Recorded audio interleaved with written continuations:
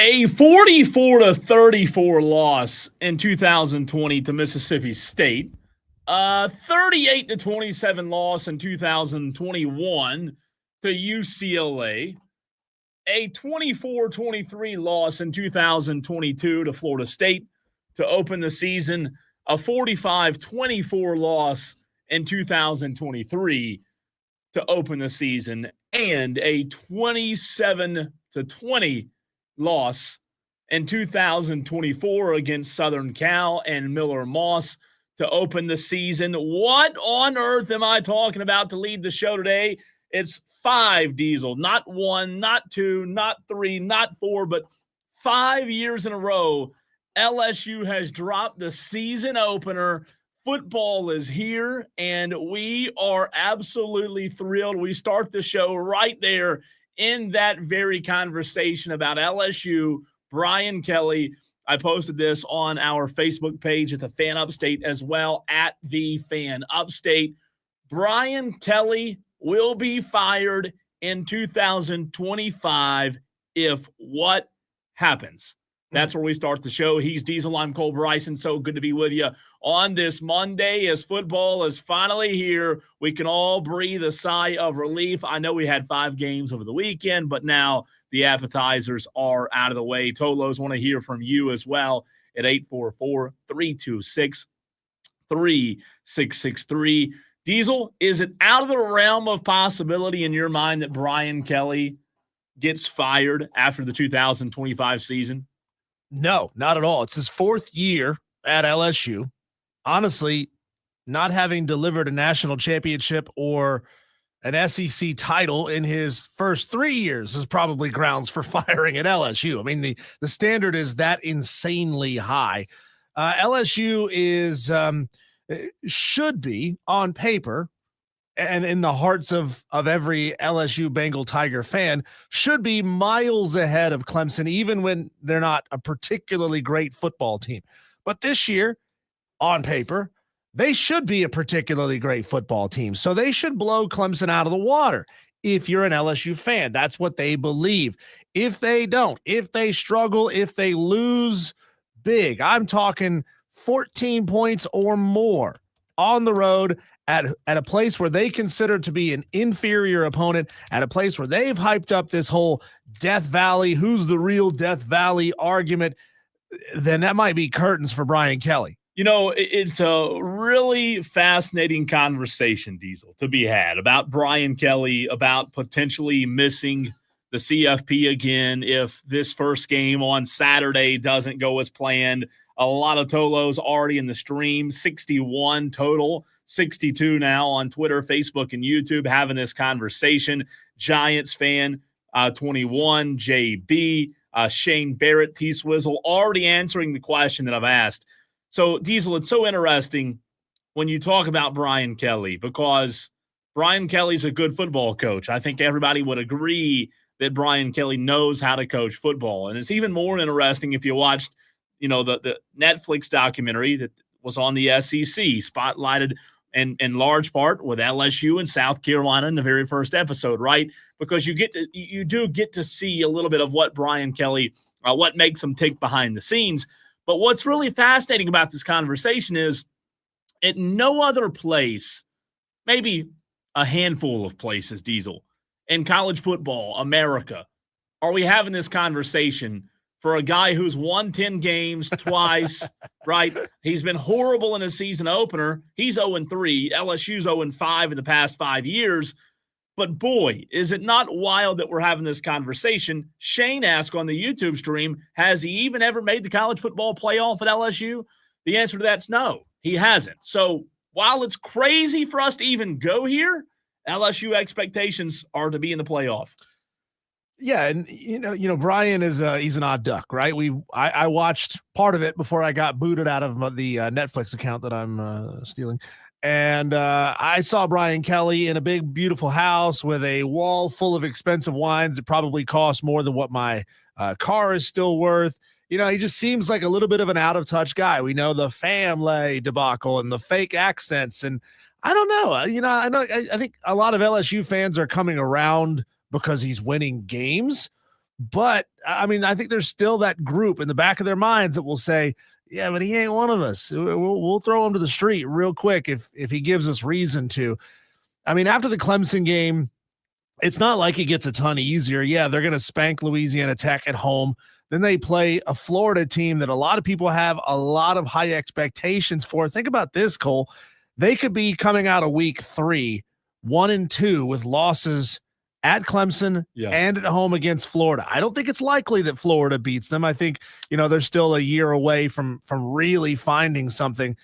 But I mean, just pretend for a moment that it happens or that they struggle with both of those, even if they win them, if they struggle and look bad in those games. So that's the question, Diesel. That's where we go in this very first segment of the show. By the way, hop in on the stream if you haven't done so already. If you get home from work and you still want to be a part of the show, a huge conversation happening right now. I mean, they're already going at it in the stream about this topic. But Diesel, that's where I want to go. That's the question that I want to ask in this very first segment. What is Brian Kelly's path to being fired in 2025? You mentioned the start, right? Those 2 of 3 games against Clemson and against Florida. Obviously, if he goes 1-2, this conversation, boy, does it get interesting. Mm-hmm. However, let's look at their schedule. What has to happen in order for Brian Kelly to get fired? I was having a conversation with a guy on our Facebook page earlier. I believe his name was Tim. Diesel, let's start with this. Let's just answer this question. Throw it out there. 8-4.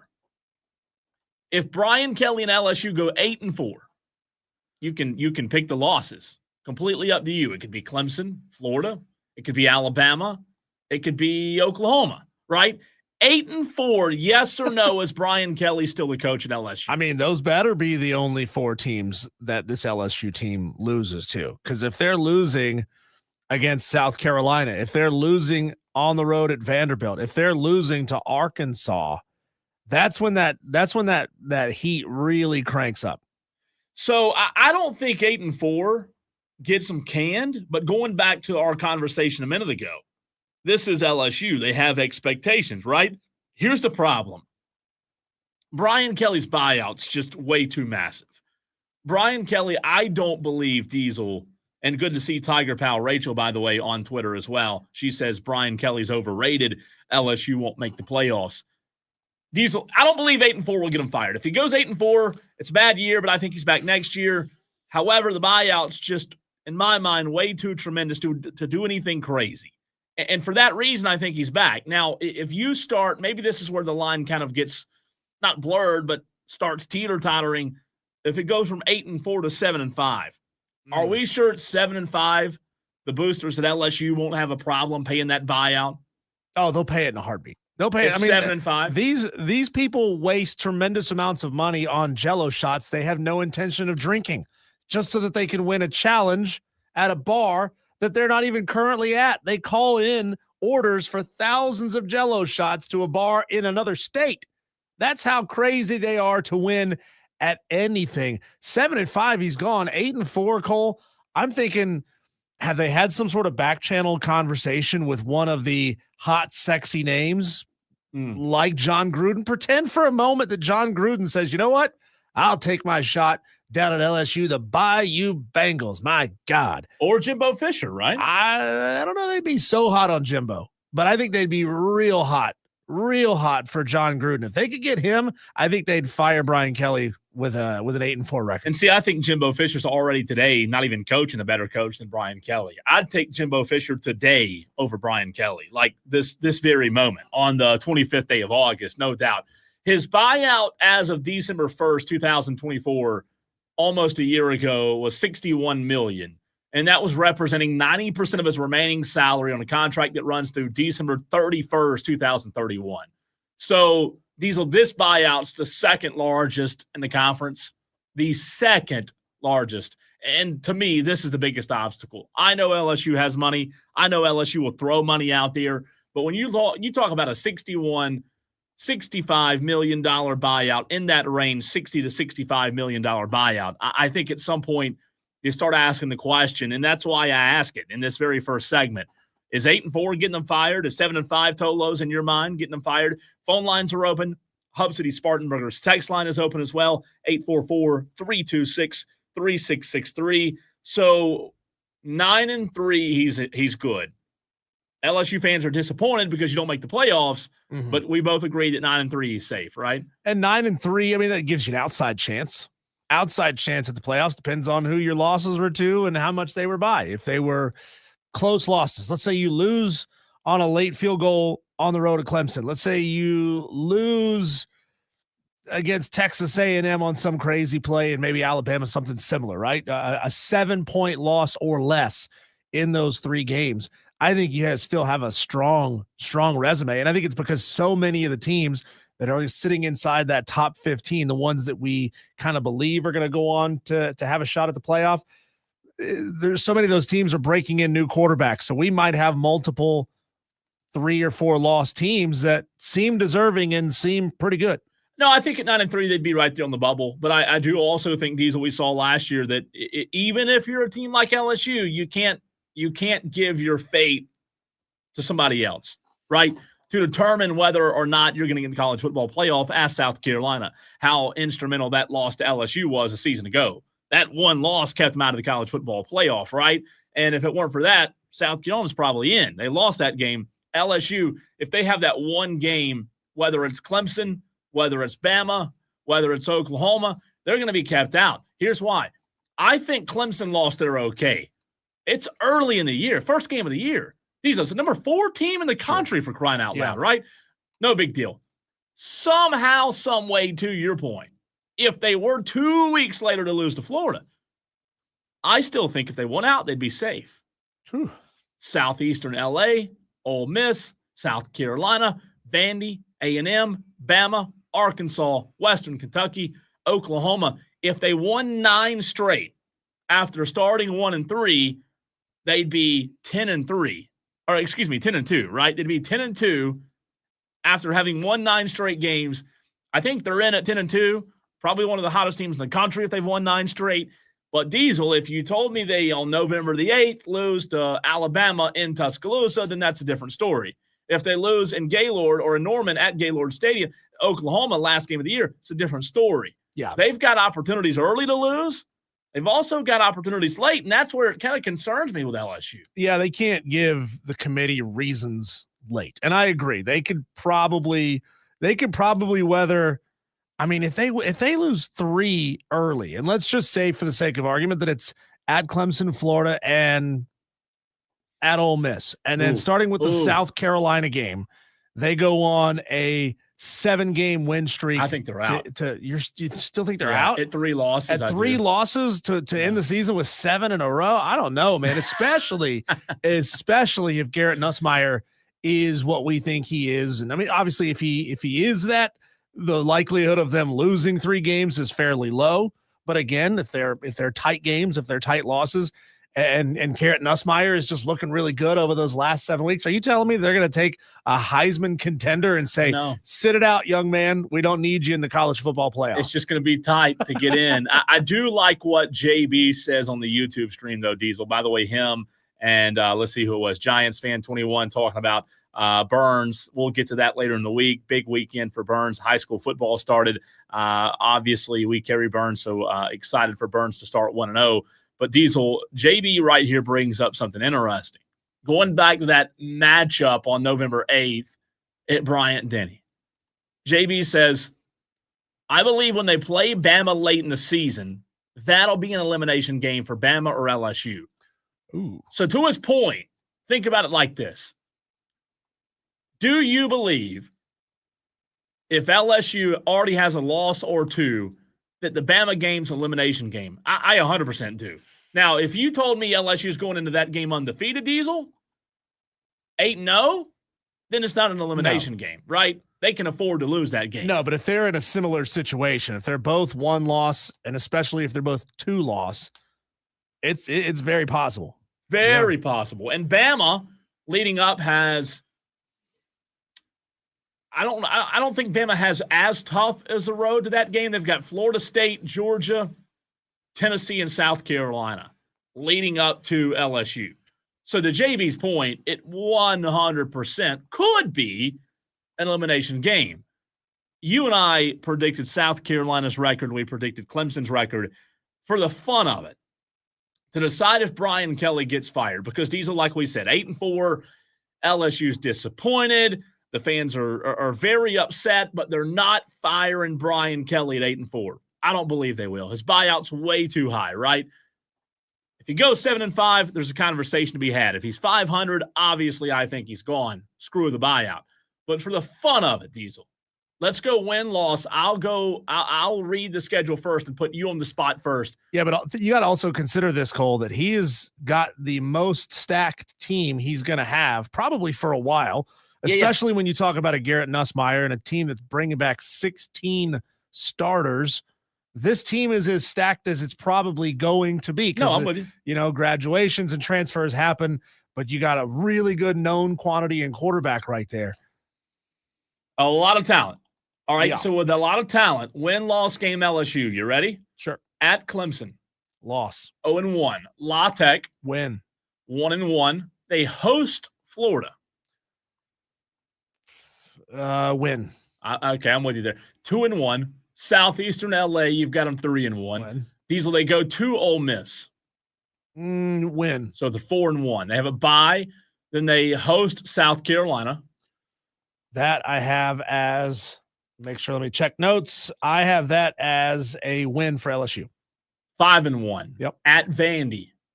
Win. 6-1. Hosting A&M. Maybe this is a spot where they stumble. They start looking ahead. Maybe they stumble here. 6-2. Yep. At Bama. Loss. 6-3.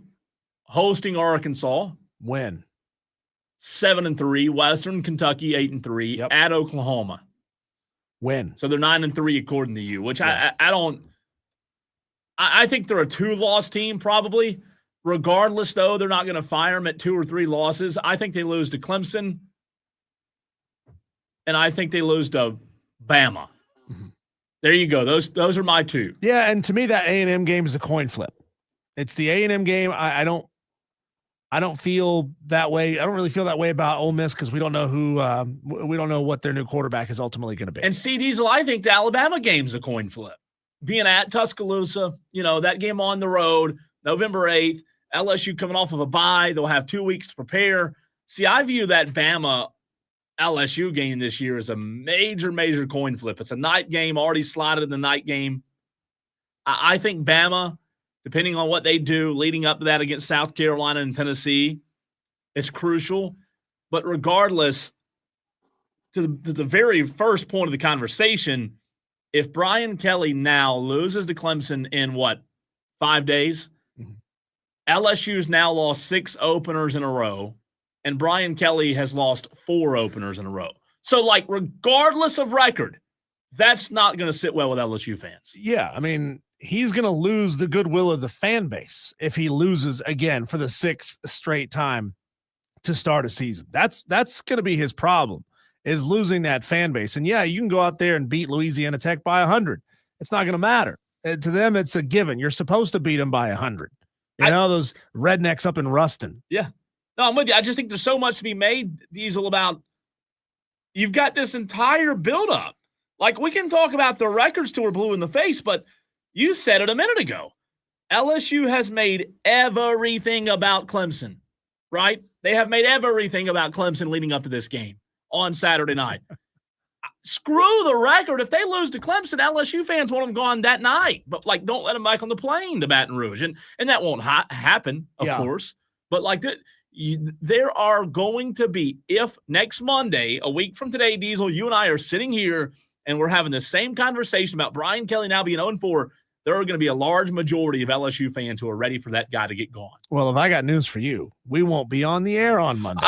Tuesday, because Monday is a holiday. You're kidding me. You're kidding me. Okay, Labor next Day. Tuesday. Yeah. Next Tuesday. You're right. So and we'll have the game. What's the game being played on Monday night? The big one on Monday night. Is it Notre Dame? Next week? Is that the Notre Dame Miami game? Notre Dame sounds right. Let's see. No, that's Monday. Who North scheduled this? Carolina. That's TCU, North Carolina. Who Terrible scheduled game. this? Terrible. Sunday has but 2 games: Virginia Tech, South Carolina, and Notre Dame at Miami. Sunday's going to be a great day. Sunday's going to be a great day for football, man. So Saturday, I mean, T-Swizzle and those guys in the stream are already going at it. DB's in there now. We're here. It's Saturday night, Clemson LSU. It's going to be big. I can't wait. I know that place is going to be absolutely packed to the gill, to the brim, Diesel, if you will. And you and I have both picked Clemson. We'll break it down. I will tell you this, for those Clemson fans out there real quick, our weekly with Grayson Mann today at 4:22, as always, every Monday, but also at 5:22, LSU perspective.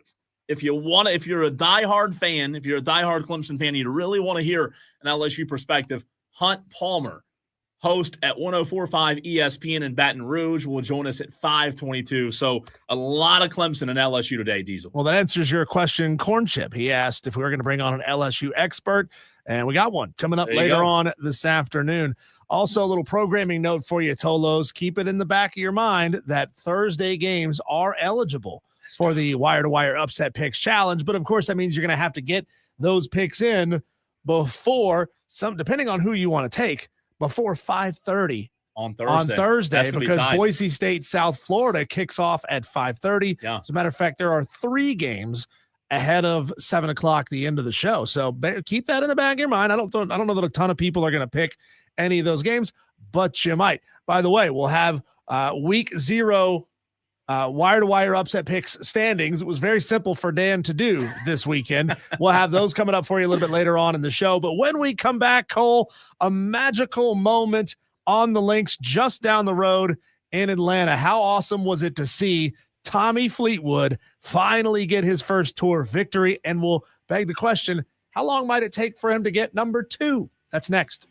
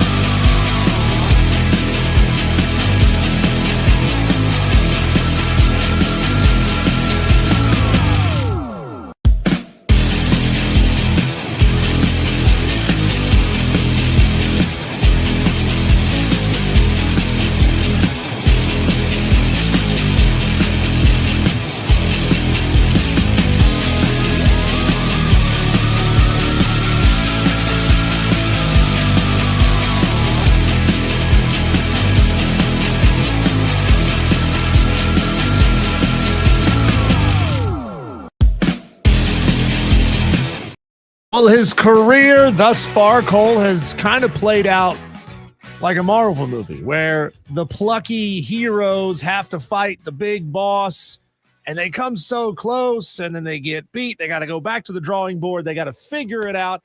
And eventually by the end of the movie, they get it done.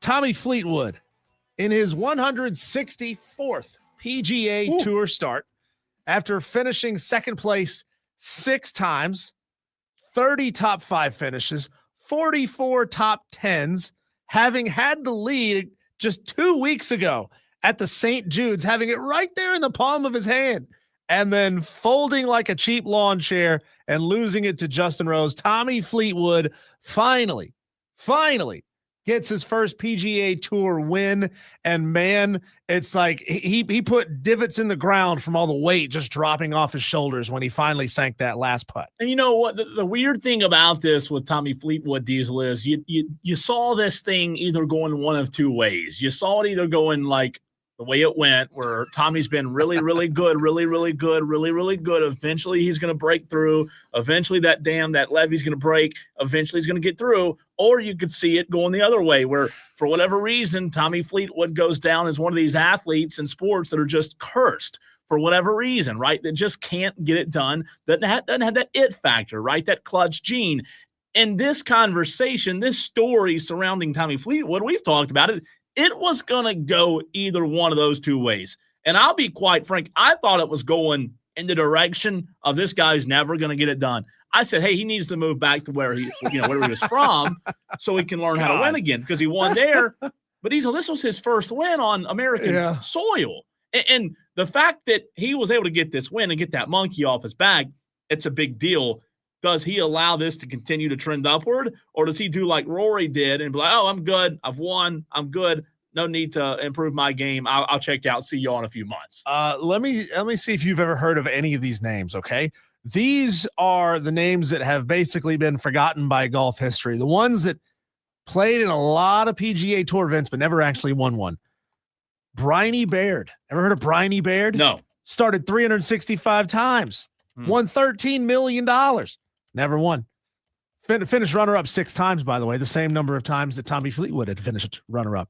Brett Quigley, Brian Davis, Jeff Overton, Heinrich Norlander, no, Cameron Trinagel, no. Patrick Rogers, Bo Hostler, Harry Higgs.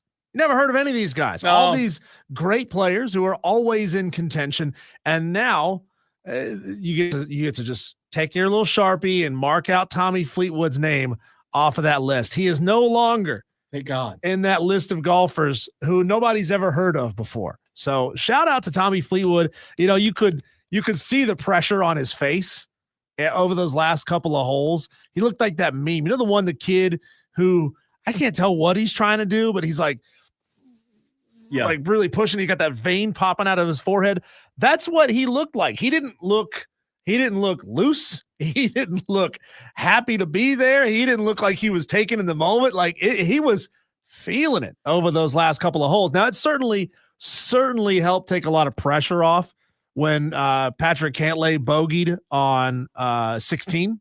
Sure. Because then that gave him, it went from a 2-stroke to a 3-stroke lead. And it's like, okay, you're not gonna blow a 3-stroke lead. It's not like it came down to a playoff, right? Thank God it didn't. Thank God it didn't. It wouldn't have mattered if he was playing against Cantlay or Bob Johnson. He would have lost, right? Bob Johnson, yeah, good guy. You know what the thing about it is, though. Now, Diesel, maybe Fleetwood can break through a major, because look, you talk about a guy. We talked about it a couple of months ago.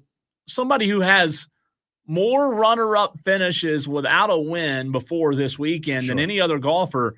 And he's been, not only has he done that just in the normal average weekend tournaments, he's done it in majors too. He's been good in majors. So look, I know a lot of people around here don't, now that football season's here, are transitioning away from golf to football, whatever, that's fine. But Tommy Fleetwood could be one story to watch over the next 2 years. Yeah. I don't know how old he is off the top of my head, but Diesel, if he continues to trend this way, now that he's got that monkey off his back, man, he's a good golfer. He's 34. Oh, so plenty of time. But 8 more years of golf, probably at least, right?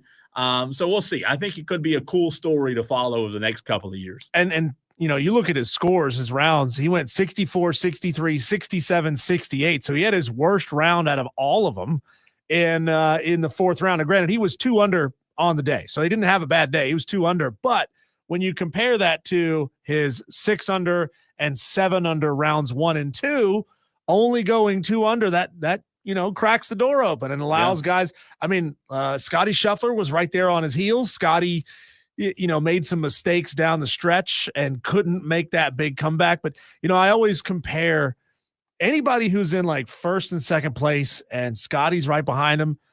That's like the last lap at Bristol, and Dale Sr. is in your left mirror. Yeah. Like he's going to get into that left rear quarter panel and he's going to spin you out and he's going to win the race because it's Scotty freaking Scheffler. And he surged right there at the end. I saw that. I saw somebody tweet about it and I said, oh boy, I thought exactly what you just said, right? That it was going to come down to that. The interesting thing is there's a lot of these golfers, Diesel, who can perform on the weekends that we're not talking about as much, right? These type weekends, the one that we just had in Atlanta. But there are fewer golfers who can do that consistently in the majors and the ones that matter, even the tournaments that aren't majors, that are bigger tournaments, right?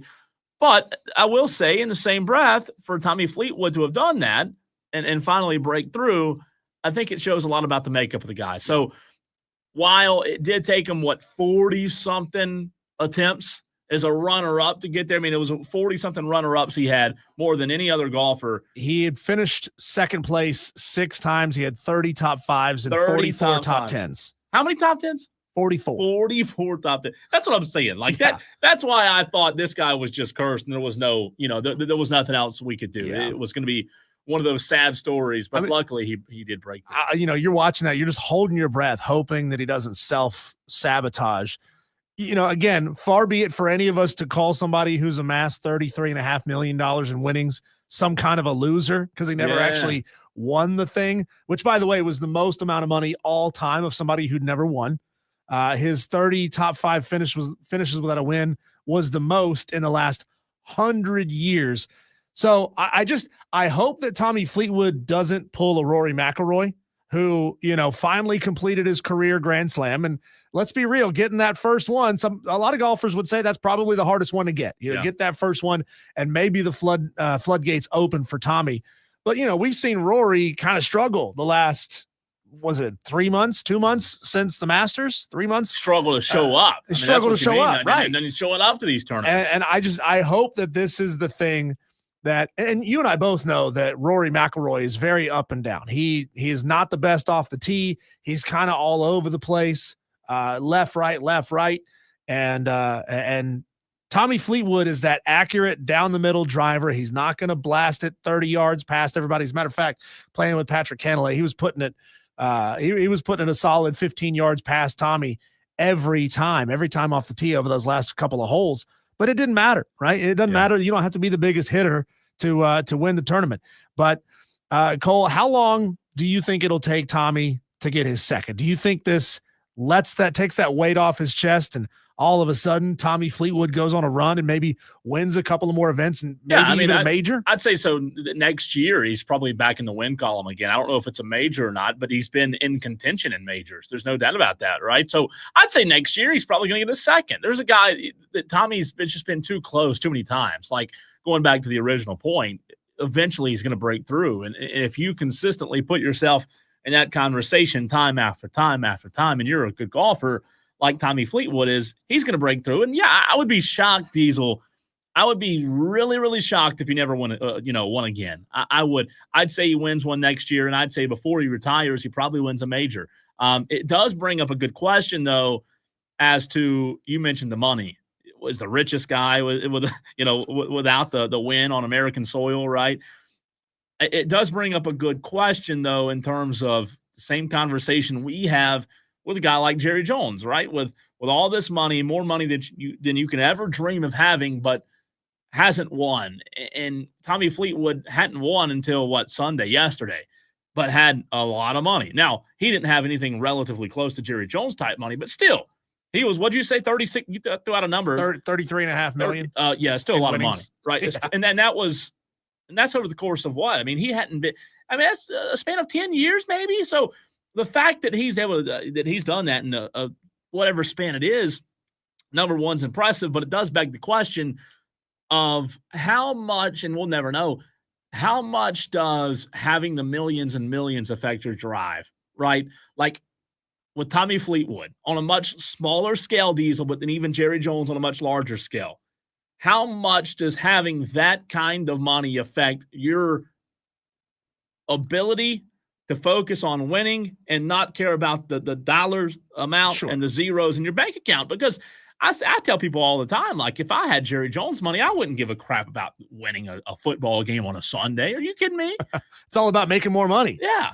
Yeah. Look, I mean, these guys, you get to that level, you're not worried about anything day to day. You're just worried that maybe your accountant is going to take all your money and screw you over somehow, right? But with that kind of money, your everydays that you and I and most of the Tolos have to think about, that stuff is not even remotely a concern for you. Your job is to focus and get your mind right. And he's been dealing with sports psychologists for the last couple of weeks to try to get his head screwed back on straight. And, it's clearly paid off. Some history for you on guys that got their first win after a while before it took them to get their first win. Jason Duffner got his first win in 2012. April got his second less than a month later. Wyndham Clark got his first win at the Wells Fargo in 2023, and it took about 6 weeks for him to get his second win. Ricky Fowler, it took him 3 years to get his second win. Tony Finau, it took him 6.5 years to get his second win. And Kevin Na, it took 7 years for him to get his second win. And these are guys that are really good golfers and compete and are right there inside that top 15, 20, 25 every single week. They finally broke through, and then some get it right out of the gate. Some take a while. I don't think he's going to be a Tony Finau or a Kevin Na. Honestly, I think he may be more in that Ricky Fowler range, in that about 3-year range. Tolos, before we get to the Daily Wires, JB brought up a good point, and Kane was asking about it as well on the YouTube stream, and I had forgotten about it last week. So I'm glad you, Tolos, brought it up. But we do, if you are out there listening or watching the show today and you are interested in joining the Wire to Wire Fantasy League, we do have a few spots remaining. We have 2 leagues set up. The first league's already full. It got full in like 5 minutes a couple of weeks ago or last week whenever we created it. The second league has, as of right now, 5 spots left, and that's it. So if we need to create a third league, we can. We'll create as many as we have to. But I know a lot of you Tolos out there with NFL around the corner are itching to get in that fantasy lineup. And I'll try to remember today before the show's over with to set the date for the draft. Y'all want to do like a Sunday evening, I think is what we did last year, something like that. Let me know on the Hub City Spartanburgers text line if you have a preference on that. But if you want to join the league, text the show 844-326-3663.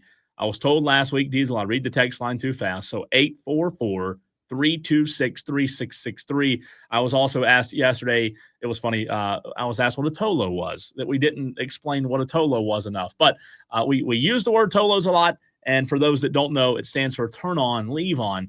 That is what we ask you to do every day on this show. Turn it on, leave it on. You hear it in our promos, our liners, and we expect that from you if you are a Tolo. Diesel, the biggest news, the biggest sports stories over the weekend, our Daily Wires next.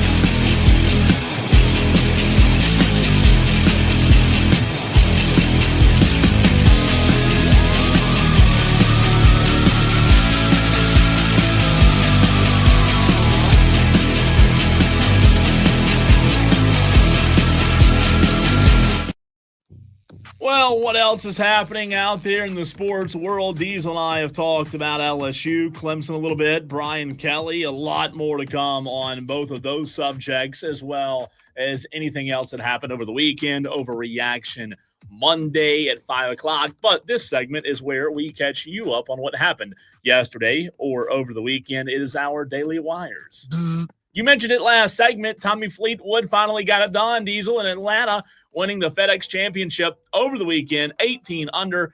He tallied 5 birdies, 3 bogeys in his final round, a 2 under 68. You ever shot that?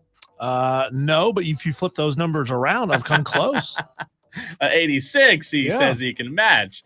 The Hub City Spartanburgers went 4-2 last week versus the Greenville Drive. And Diesel, that means only one thing. The Spartanburgers have taken the season series against the Greenville Drive 13-11. It came down to the wire, but in their first year, the Burgers come out on top over those old City Slickers over in Greenville. I love it. Come on, Drive. How do you let that happen? You've been a team for a decade or more. That's right. These guys just got here. They're just figuring out where to put their jockstrap down at the end of a game. Spartanburgers, baby. True freshman Bryce Underwood is expected to be named Michigan's starting quarterback. Source confirmed to ESPN's Pete Thamel over the weekend. The other Michigan quarterbacks were informed Sunday that Underwood will start. No surprise there. Speaking of quarterbacks, Kentucky naming veteran transfer Zach Calzada, however you want to pronounce it, the starting quarterback. A source told ESPN Calzada will make his debut for the Wildcats against Toledo on Saturday. Would you say Calzada? I think it's Calzada. Calzada? Yeah, I think so. I thought the first time. You just never know. Have fun getting rocked in the backfield, Zach. Yeah, it's going to be tough. Zach. College football over the weekend, Diesel. 5 games. We'll get to what happened in the upset picks here shortly. But how about this? Iowa State defeated Kansas State 24-21. UNLV squeaked by Idaho State 38-31. They were favored by like a million points. Kansas defeated Fresno State 31-7. Western Kentucky defeated Sam Houston 41-24. And Hawaii defeated Stanford 23-20. And Frank Reich made a boneheaded decision when it came to clock management at the end of the game. What are you doing, Frank? Yeah. God, it was so frustrating. And if you're a Carolina Panthers fan, like, you've seen that before. You've seen that play out before.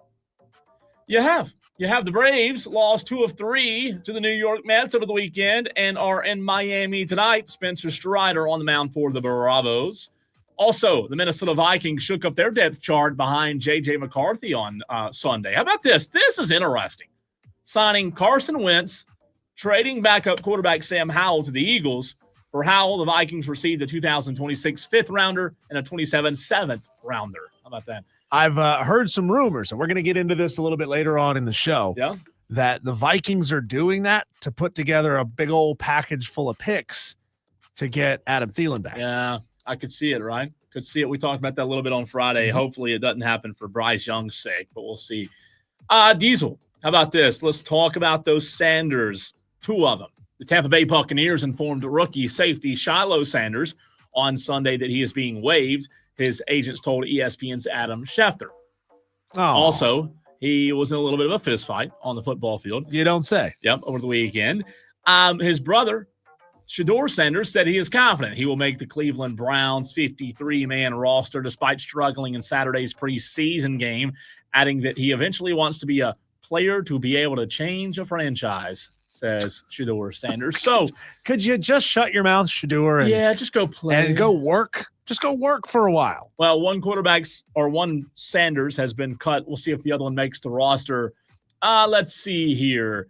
In Las Vegas, Raiders backup quarterback Aiden O'Connell suffered a fractured right wrist in the 20-10 loss in the Cardinals preseason game on Saturday night. O'Connell will need surgery, so not great there. And last one for you, Diesel, probably the biggest news of the day. How about this? There are teams with competent GMs that can get deals done.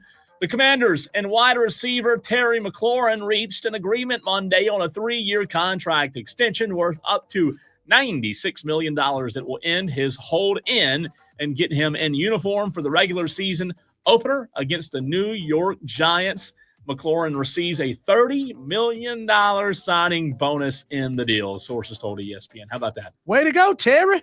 Back it up, Terry. Back it up. Show Micah how to get it done now because the Cowboys are too incompetent to do anything like that. I mean, when you see this happen all over the league, Cole, when guys who sit out, refuse to participate, get rewarded with bonus money, why wouldn't you do the same thing? I know. It's just what happens. It's like, sir, boss, I'm not going to come to work today until you decide to give me more money. Yeah. And then I'll finally decide to show up. There you go. Those are our daily wires, Cole. When we come back, we'll get to maybe the easiest wire-to-wire upset picks challenge standings ever. If you think you scored points this weekend, you might want to be listening for your name. Make sure. And on top of that, Cole, let's get into the conversation. What does Florida State have to do to beat Alabama this weekend? It's going to be tough battle for them. Can they pull it off? What do they have to do? We'll get into it next on the Fan Upstate.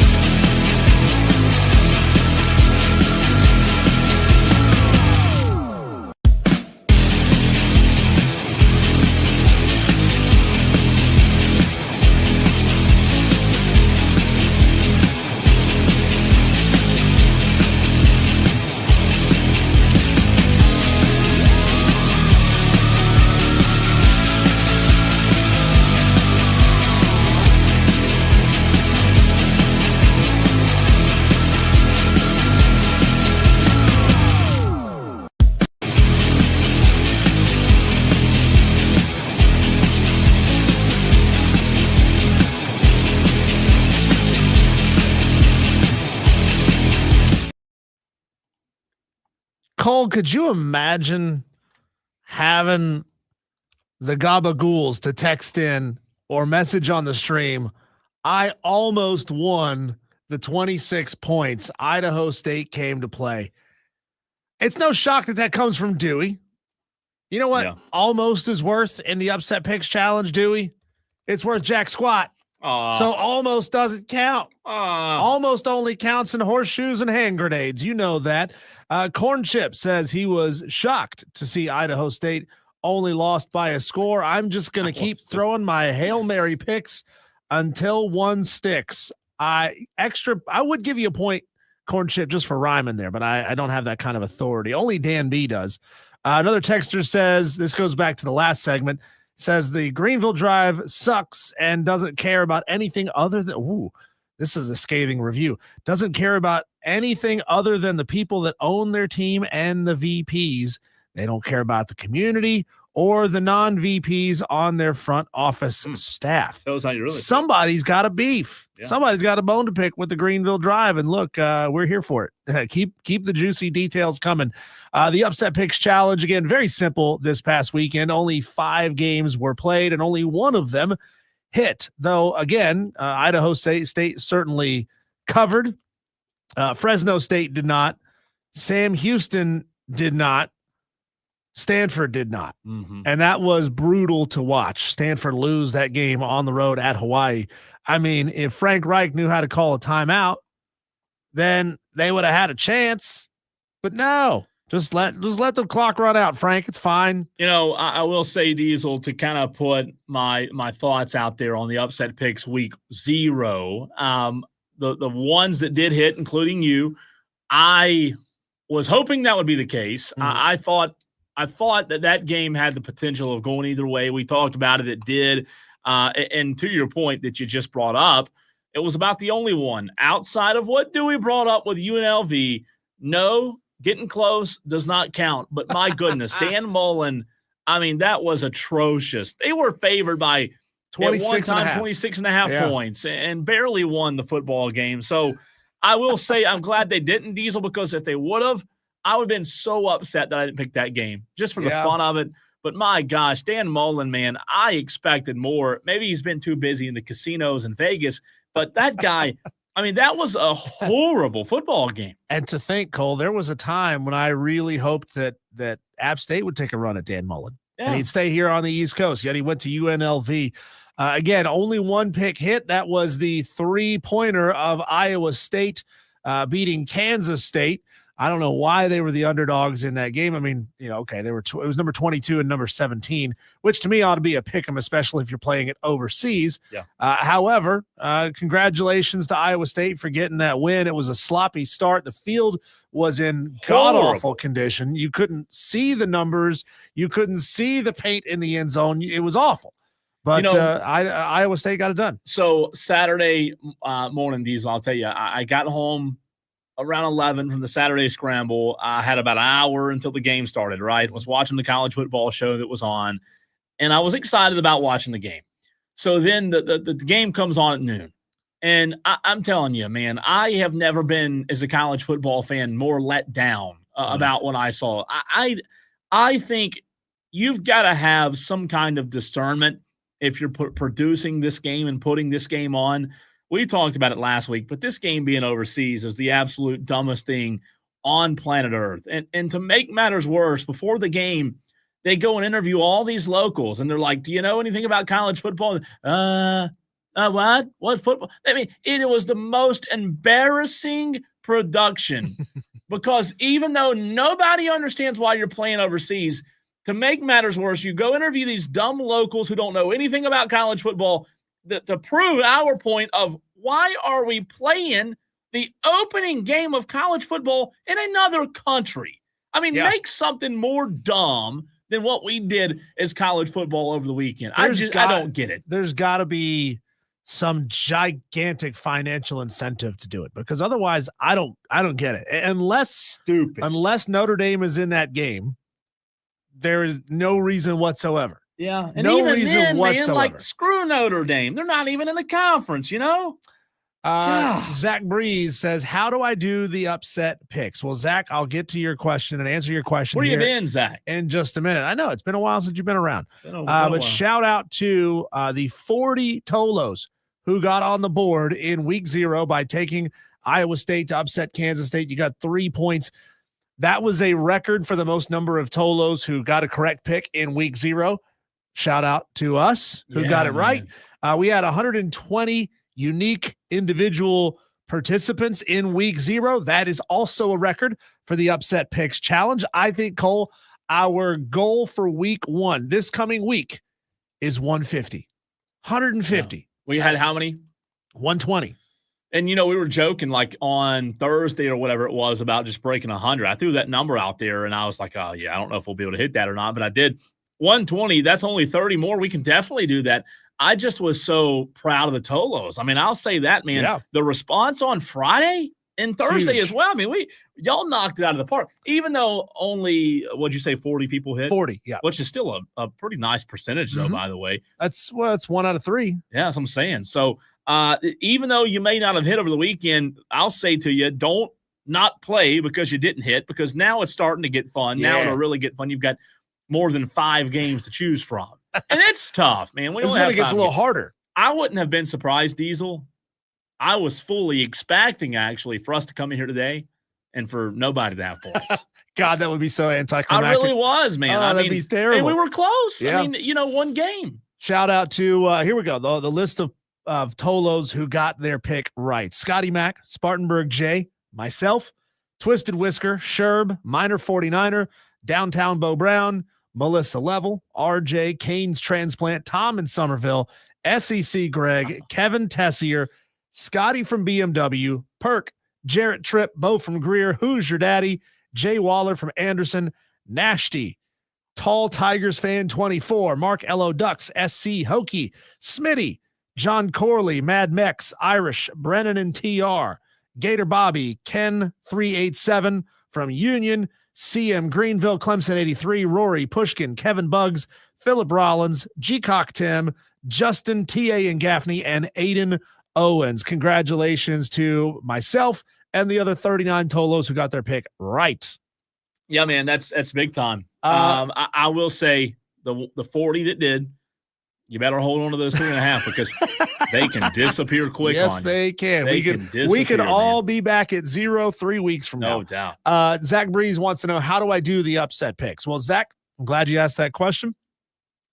On Wednesday at 3:00, we will lock in all of the spreads that are at that time currently on ESPN.com. Any Division I FBS game that has a spread on it is available for you to go and pick. Your job, your goal is to go on ESPN.com, find a game where you think the underdog wins the game outright. So not against the spread, just outright upset victory. And if you're right, the number of points that team was a dog by gets added to a rolling season-long tally. And we'll do this every single week, starting Wednesdays at 4:00. That's when we let you start texting in and calling in with your upset pick. We lock the picks in at 3. You can start calling and texting in at 4:00. Text in while we're on the air. Give us your name, the game, and the spread. We'll copy it into a doc. Dan B does an awesome job gathering and keeping all this information straight. And then by the end of the season, your goal is to be on the tippy top of of that leaderboard. And it's not about how you start. Remember that. It's not Correct. about how you start. It's a long way. I don't like losing.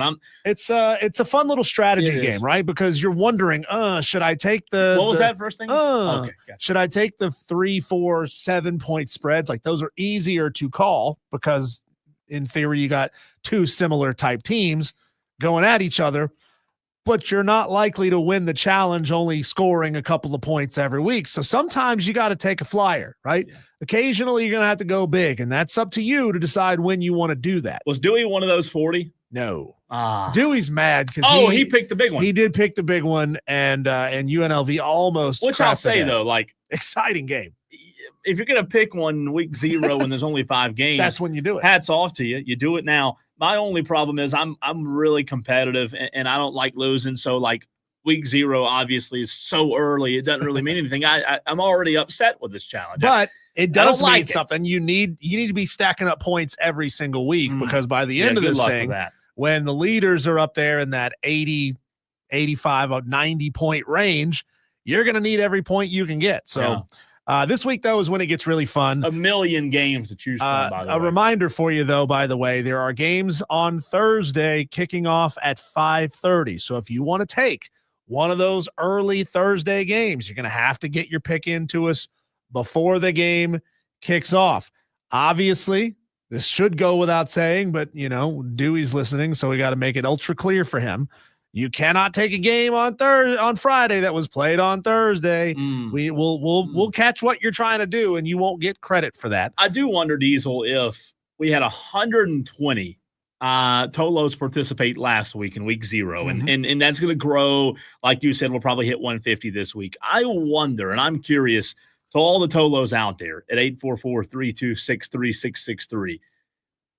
Would you, if we did this and organized it, I think it'd be cool for those that participate in the Upset Picks Challenge at the end of the year to do a Tolo hang for those that participated in the challenge, right? At a freight yard or something like that, right? I mean, 120 people would be a lot of people. Obviously, 120 wouldn't show up. But if half showed up, talking about 60 people. If a fourth showed up, you're still talking about a good crowd. I like the ones that are participating in the upset. We love all the Tolos out there. Yeah. But for those Tolos that are participating in the Upset Picks Challenge, we might have to do something. Well, you're going to see everybody. We're going to have to get a big space because, Tolos are going to want to bring their wives, their girlfriends, or, do it. And, in Dewey's case, kidnap victims. Right. That's why it'd be perfect at a space like, a big outdoor space that already has. Zach asked if you can submit on the stream. No, you have to be. Nope.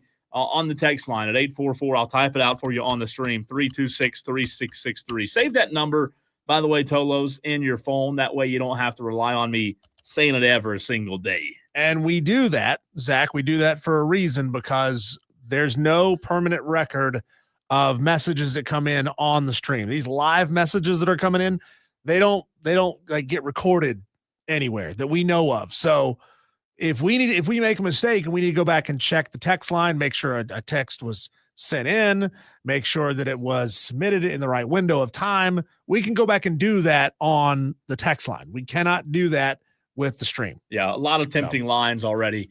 I've been looking. I know one Tolo just texted in about it on the Hub City Spartanburgers text line. There's a lot. We'll get to them later in the week, man. God. But, man, many tempting lines. And, this year is going to be different. And Cole, I'm kind of stalling here because I did want to bring up this conversation about Alabama, Florida State, but I don't think 3 minutes is enough time to get into it. It's going to be an interesting thing this year because the ACC is now going to injury reports 48 hours before kickoff. That means Thursdays we'll start getting that information. May come in on the show late on Thursdays when the injury reports come in, but people may want to wait until Friday to get in their upset picks. We may be this year seeing a heavy push towards later picks, but who knows? I am curious, though, out there, when you talk about this weekend's matchups, you just mentioned Florida State, Bama. That's a big one. Yep. I am curious. We'll get to this on Tuesday or Wednesday, but just what game will be the most Clemson's probably going to be up there, but the point spread's small. Like it's 4.5 points. A lot of people pick with their fandom. You don't have to pick with your fandom. You don't have to, but I think with that being said, I think South Carolina will have a lot of plays this week on the Upset Picks Challenge because, like, we all believe South Carolina will win the game, but the points are in a good little spot there. You look at that spread, talking about week 1, South Carolina, Virginia Tech, and Atlanta, it's currently an 8-point spread. That's a touchdown and 2-point conversion. So I just am curious. Right now, how many Diesel South Carolina entries, how many South Carolina plays compared to Clemson? Obviously, a lot of people will be taking Florida State, Bama. I'd imagine that more people would take South Carolina, Virginia Tech over the Clemson game just because of the point spread and how small it is. But just make sure when you do look at those games on ESPN.com, you're on FBS 1A, not top 25, because like Diesel said, this thing kicks off Thursday at 5:30. We'll be sitting right here watching college football on Thursday, a top 25 team at 5:30 on Thursday. Are you kidding me? Corn Chip said he was going to go for the big ones and just wait and see if one of them hits. Corn Chip, does that mean you're going to take Marshall to upset Georgia for 39.5? Does that mean you're going to take Nevada over Penn State for 44? There's some gigantic spreads this weekend. There's Western Illinois at number 12 Illinois, 45.5. That's what I'm taking. I mean, that's truthfully, mine. if Vegas opens up with a line like that, they should just call the game off. I mean, like, guys, come on. What are we doing here? Why is this game actually being played? That's Let's find somebody who's got a bye week. And you could get murdered the next week and still win the Upset Picks Challenge if that one hit, right? John Dog on the Hub City Spartanburgers text line says, we're 1-0. Thanks, Cole. You might be used to not winning being a Cowboys fan, but you killed me. Not picking until I hear your pick from now on. I told you, man, it's week 0. It's week 0. I didn't do good in this thing last year. Probably won't do good again this year. But there were only, to be fair, John Dog, there were only 5 games to choose from. I mean, come on. I believe Diesel, correct me if I'm wrong, every game was selected by Atolo. All 5 were chosen. That's correct. So, I mean, somebody would have lost with me. I have no idea who I'm going to pick this week. I am sometimes tempted to go with one of the Thursday or Friday night games, Diesel, just because the anticipation's, you don't have to wait as long. I know the best play might be to wait till Saturday and whatever, but I don't know, man. I'd like to be able to go ahead and knock it out on Thursday, get points before everybody else. Yeah, that's certainly a strategy. By the way, our fearless cohort, Rob Brown, is slumming it up in TR at the brand new Timmons Arena dedication. He's posting up photos at the Fan Upstate on Twitter. You Furman basketball fans, you're going to want to go check those photos out. The place looks amazing, even if Rob does take photos in like vertical format. Come on, Rob. What are we doing here? Sideways format. He's a rookie. What are you doing here? He's a rookie. But I'll tell you who's not a rookie, Diesel. Grayson Mann, TigerNet.com. Every Monday during college football season, we'll talk Clemson. And now we have actual games to talk about this Saturday night, Clemson LSU. We'll talk about it. Grayson Mann, TigerNet.com next right here on the Fan Upstate.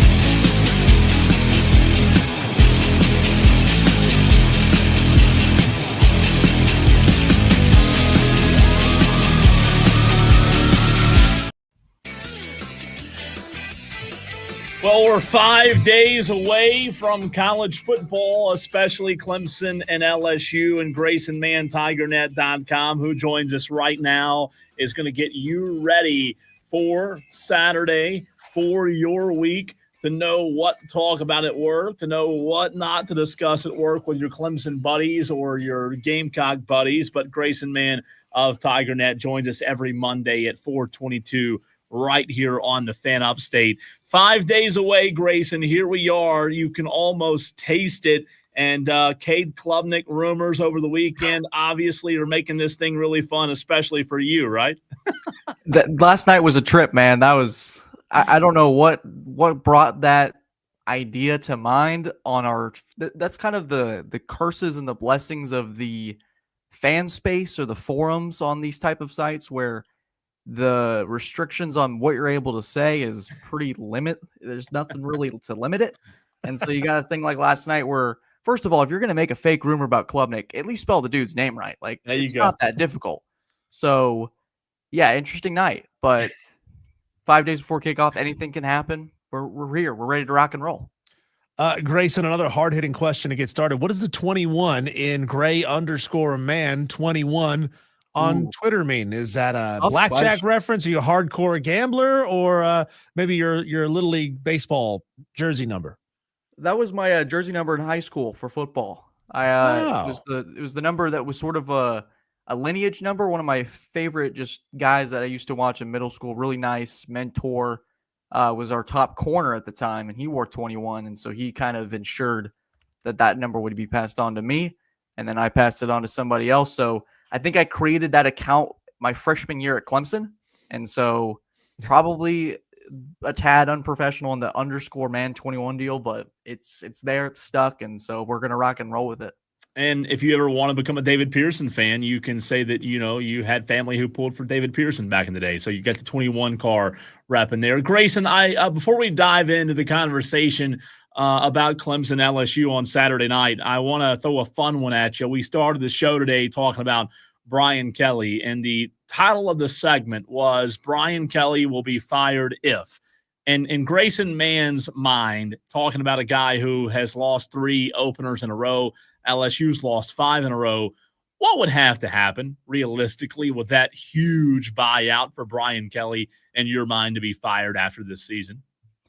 I think it's tough. And I was listening to a show actually during some lunchtime about the difficulty of firing coaches in this NIL era where you're asking these boosters to not only pay a potentially $20 million roster, and this is the case of USC with Lincoln Riley, where his buyout is ridiculously up there in the stratosphere. Same goes with Brian Kelly. I just think it's tougher. Coaches are going to have more security.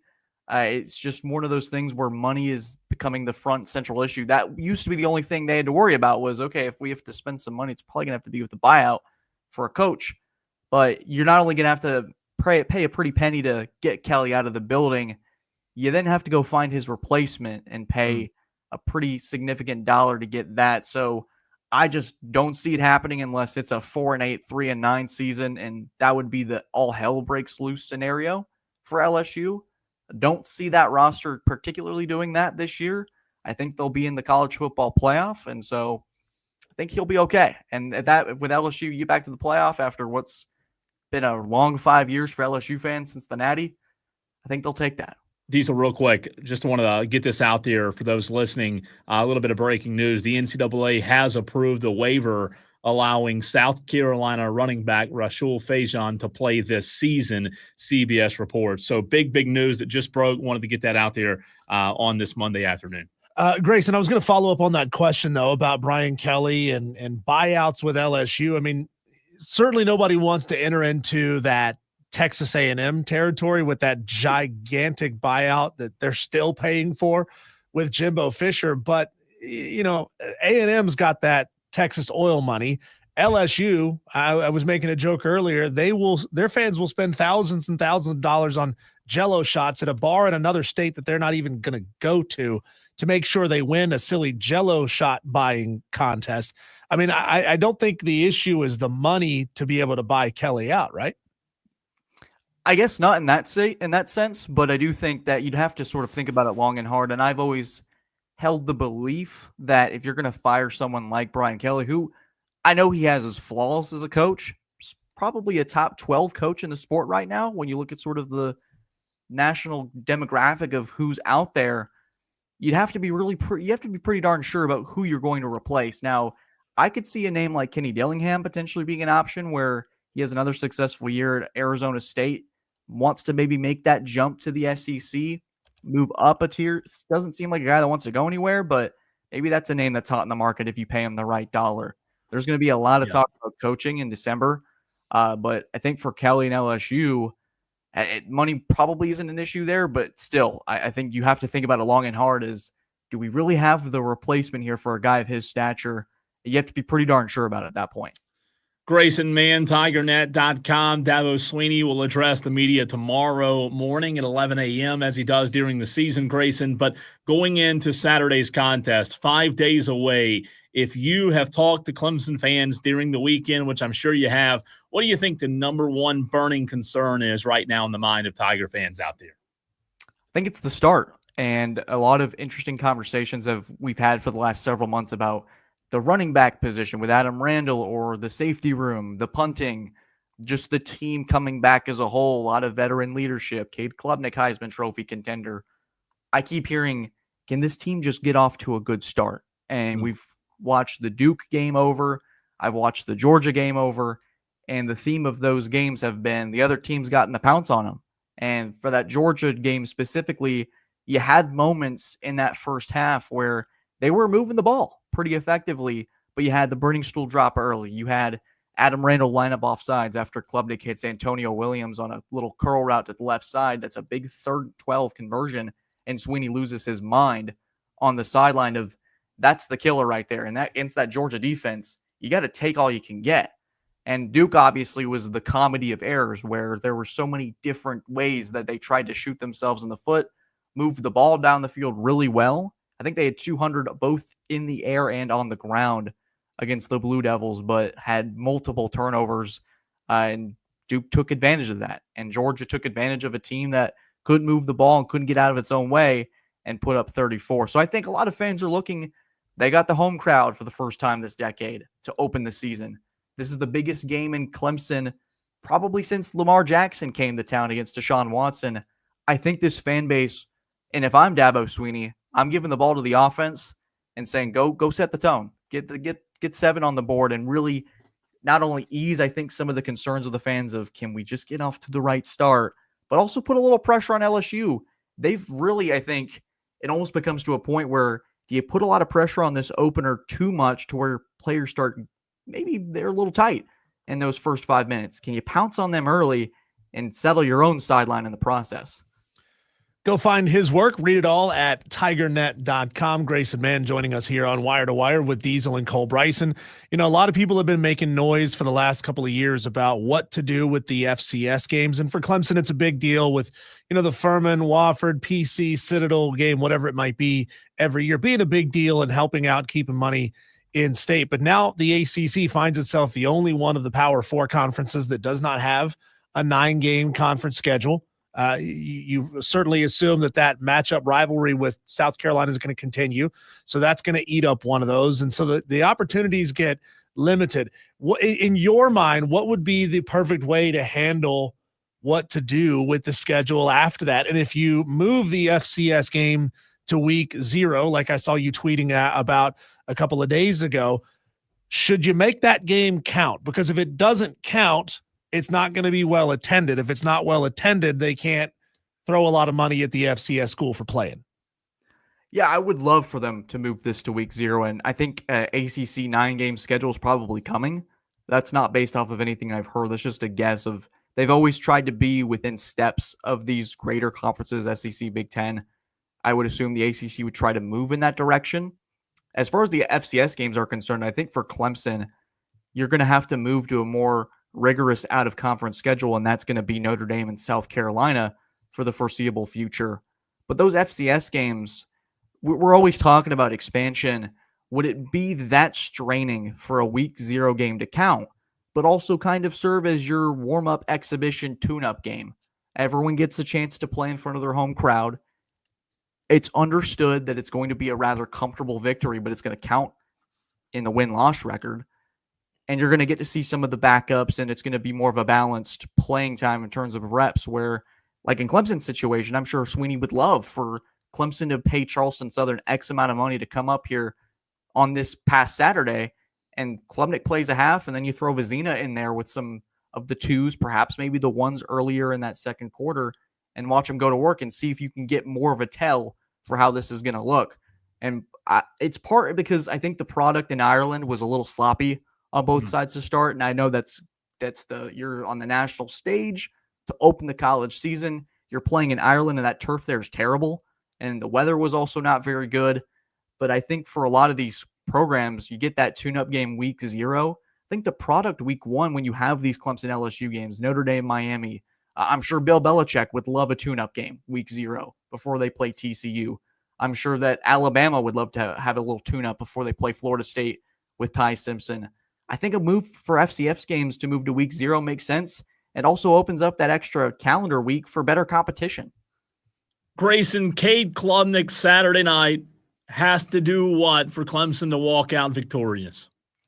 I think the quarterbacks of the past for Clemson have always had success with their legs. Trevor Lawrence, big-time run against Ohio State, not afraid to get his hands dirty and lower his shoulder pads a couple times and take some pretty serious hits. Now, I'm sure that staff, they do not want Klubnik, who's a much smaller quarterback than Trevor Lawrence. The 6'6", 220 stature, just the insane tree trunks. But I think that and I put this on Twitter a couple hours ago, I think the X factor for Clemson is going to be Klubnik's legs. And I looked up the stats of the true dual threat quarterbacks, and I have it listed actually right here.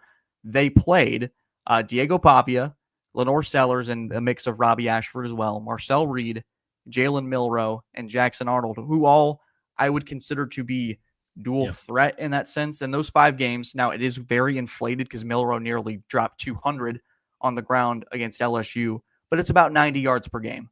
I think if Klubnik can maybe reach that 50 to 60 yards, you just need him to move the chains a couple of times with his legs. Make it a threat. We've seen a lot of designed runs where he's really brilliantly picked the gaps and the zones apart. And maybe that's due to the competition where things are just opening a little easier and he can just glide by some of these linebackers. But I do think that would allow for LSU to account for a little bit more. It opens up areas in the passing game, might serve Adam Randall really well when it comes to him getting a lion's share of the reps on Saturday night. I do think Klubnik's legs, it wouldn't be shocking if we're turning on the YouTube highlight page the next day if Clemson wins. And a lot of those plays are 3rd and 5s or maybe 2nd and 6s where Klubnik moves the ball for 17 or 15 yards with his legs, and it really gets things going. I think that's going to be a big part for Saturday. You know, Grayson, a big part of this Clemson program is bringing back a lot of guys who played under Dabo Sweeney to bring them back and keep them in the fold. I'm just curious, have you heard anything? Has Trevor Lawrence reached out to Cade Klubnik leading into this game and maybe even last season as well to provide a little bit of context and attaboy, go get him? I know that before his second season, and I'd asked him this, about the kind of legacy that potentially he could leave as a Clemson quarterback. And I know that Trevor Lawrence at least reached out to him during the summers he was training, just trying to get advice on how to kind of carry himself, the operation of things, the training that it requires. It wouldn't shock me if you have a good luck text from maybe a Trevor Lawrence or some of these Clemson alums. It will be fascinating to ask him. I think we get to talk to Klubnik on Wednesday. It's one of the 2 days, Tuesday or Wednesday. Yeah. So maybe that's a question later down the road to potentially see who's reaching out. It's a big game. There's going to be a lot of eyes the college football world will be watching. And so it'll be fascinating to kind of see who's paying attention from those, because they've played big games before. The Louisville game, like I had mentioned before, Trevor Lawrence playing in Texas A&M in game number 2 of his college career. There's just too many big moments to name. And I think Klubnik has this real opportunity here to really cement himself in the last 4 years. I don't think there really has been this kind of opportunity for this generation of Clemson athletes to cement this kind of big game that gets talked about for the next few years. This LSU game is probably one of them. Grayson, going back to the quarterback position, but on the flip side, Garrett Nussmeier, in order for Clemson to win, similar question, but different in the way I'm going to ask, if you're Clemson and wanting to walk out victorious, you can't let Garrett Nussmeier do what in your mind? I think for him, it's going to be turnovers. And for a Nussmeier, a guy that I really think is great, he threw 12 picks last year. And I think in moments, his process can get a little accelerated. Watched a little film earlier today. Sometimes he really trusts that arm. He's got a very live arm, and he's able to put the ball in a lot of spots. I would say a little bit better of an arm than Klubnik. And sometimes that leads to a little bit of errant throws where he's going to try to put the ball in a certain spot, and boom, it's being returned the other way. And sometimes when LSU was down in certain instances last year, it was just that situation of I'm going to try to win it all back in one play. And maybe there's a factor there with Clemson's pass rush where they can try to get that done and see if they can, with Peter Woods, Will Helt, TJ Parker, they can get pressure on him early and rush that internal clock, especially with game one. Not as familiar with this receiving core. Maybe there's a miscommunication. Can Clemson pounce on that early? It's all going to come down to those first 5 to 10 minutes in my mind of what kind of game we're going to get. Grayson, obviously we're knocking on wood, hoping that this entire team stays healthy as much as they can all season long. It's a tough thing. College football is a rough and tumble sport.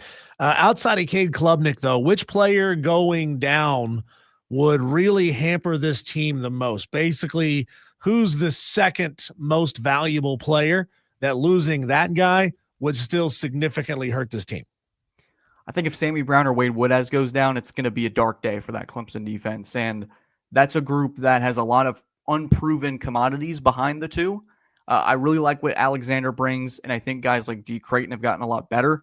But still, I think Brown and Woodaz, it's probably your two most important players on the defensive side where they've gotten a lot better at defensive end, obviously with the addition of Will Helt, but someone like Jaheim Lawson has had a great camp.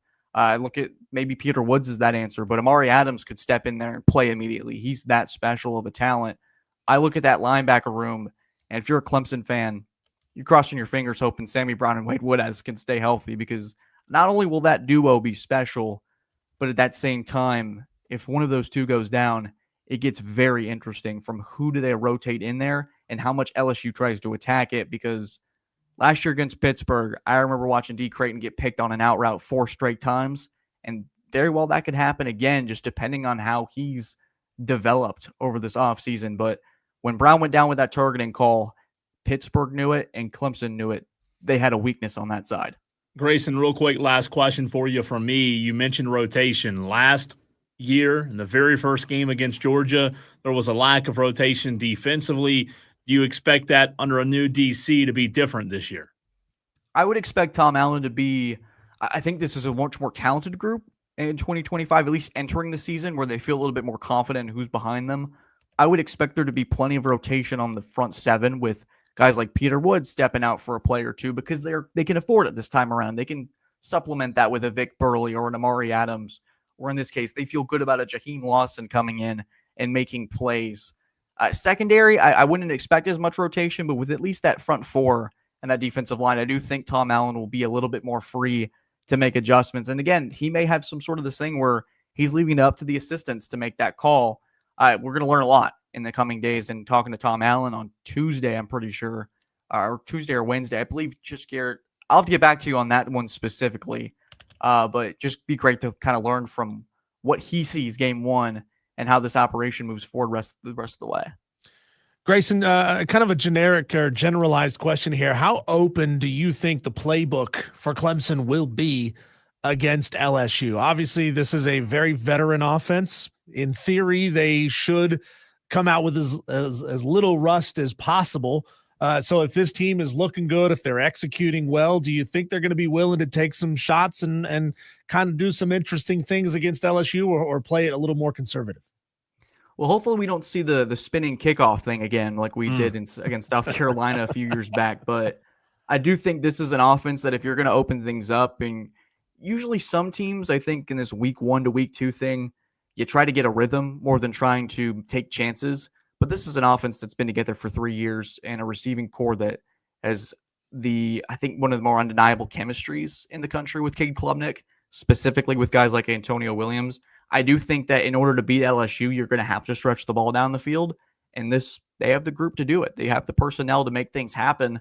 So as long as they don't get cute, the thing that I would get concerned about is if they shut down the playbook. Let's say Clemson's up 10-17 zip on LSU. Did they repeat the sins of last year and get a little tight and play not to lose? I think the best thing for fans to see in that case would be to see Riley unleash the house, let things rip. And for this offense, that's going to be their strength, is through the passing game and this incredible receiving core, along with a quarterback we all think could be in New York in December. Grayson, you're the best. And by the way, Dabo, Tom Allen, Garrett Riley tomorrow, the players on Wednesday. We know that we can follow along. Me on top of it. That's right. I just looked at the email because I was wondering the same thing. But we can follow along tomorrow at 11 a.m. at Gray_man21, right? On Twitter, right. On X. Is that right? That's right. Appreciate you as always, man. Appreciate you guys.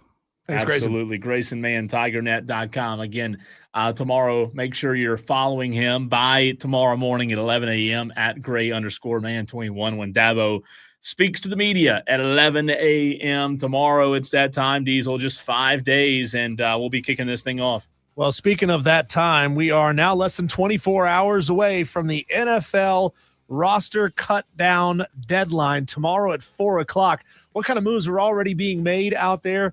Well, what are the Carolina Panthers up to? And, just general NFL news surrounding the final cut down next on the Fan Upstate.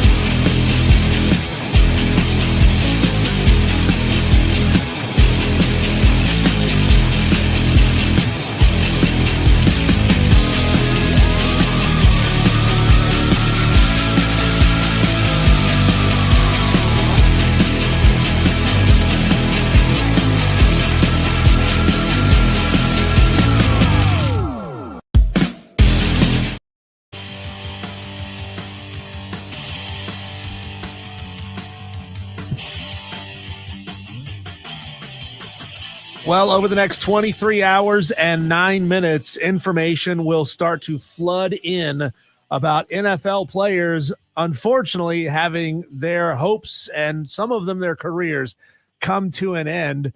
The deadline to shrink down to a 53-man roster is tomorrow at 4 o'clock. And Cole, earlier, as we were both prepping the show in our own spaces, the Carolina Panthers hadn't made any major moves. And then lo and behold, 2 major moves happened in the last couple of hours. The Panthers are waiving quarterback Jack Plummer from the roster. This came from Tom Pelissero. He also retweeted that about 35 minutes ago with the news that the Carolina Panthers are also waiving Bryce Perkins, the quarterback who played a little bit in preseason game number 3. That means they have just 2 quarterbacks on the roster, Bryce Young and Andy Dalton. Does that make you a little bit nervous, or are you thinking they will find a way to bring somebody else in? No, I don't want to carry 3 quarterbacks. No? I think they're perfectly okay with that. I think that was probably the plan. I hate it for those guys, but maybe they'll land on the practice squad, in Charlotte or somewhere else. But I just think when you talk about the other positions where you have such a big need, especially wide receiver, you don't have room to carry 3 quarterbacks, and you're wasting a very significant roster spot if you try to do so. So it's up to Bryce and Andy Dalton, man. And you know what? I think most Panther fans are okay with that. The Carolina Panthers are apparently holding their ground and not looking to let Adam Thielen get away so easily. We brought it up last Friday that the Vikings are trying to bring Adam Thielen back to the fold, yet the Carolina Panthers certainly don't want to give up Bryce Young's number 1 wide receiver target from a year ago, his most consistent receiver. The Vikings have loaded up on some picks after moving on from Sam Howell, so the thought is that they may still try again to come and make a move on Adam Thielen. But Shiloh Sanders released by the Bucs after throwing a punch in week 3. Tyler Huntley, a quarterback for the Browns, is off the roster. That certainly helps a little bit with their quarterback's room, which is still super loaded. Kenyon Green out for the Eagles, as in released. Layden Robinson, guard for the Patriots. The Chiefs have released running back Cam Akers as well. Tolos, it is time to get your best sports overreactions in the very next segment. It's Overreaction Monday right here on the Fan Hub Station.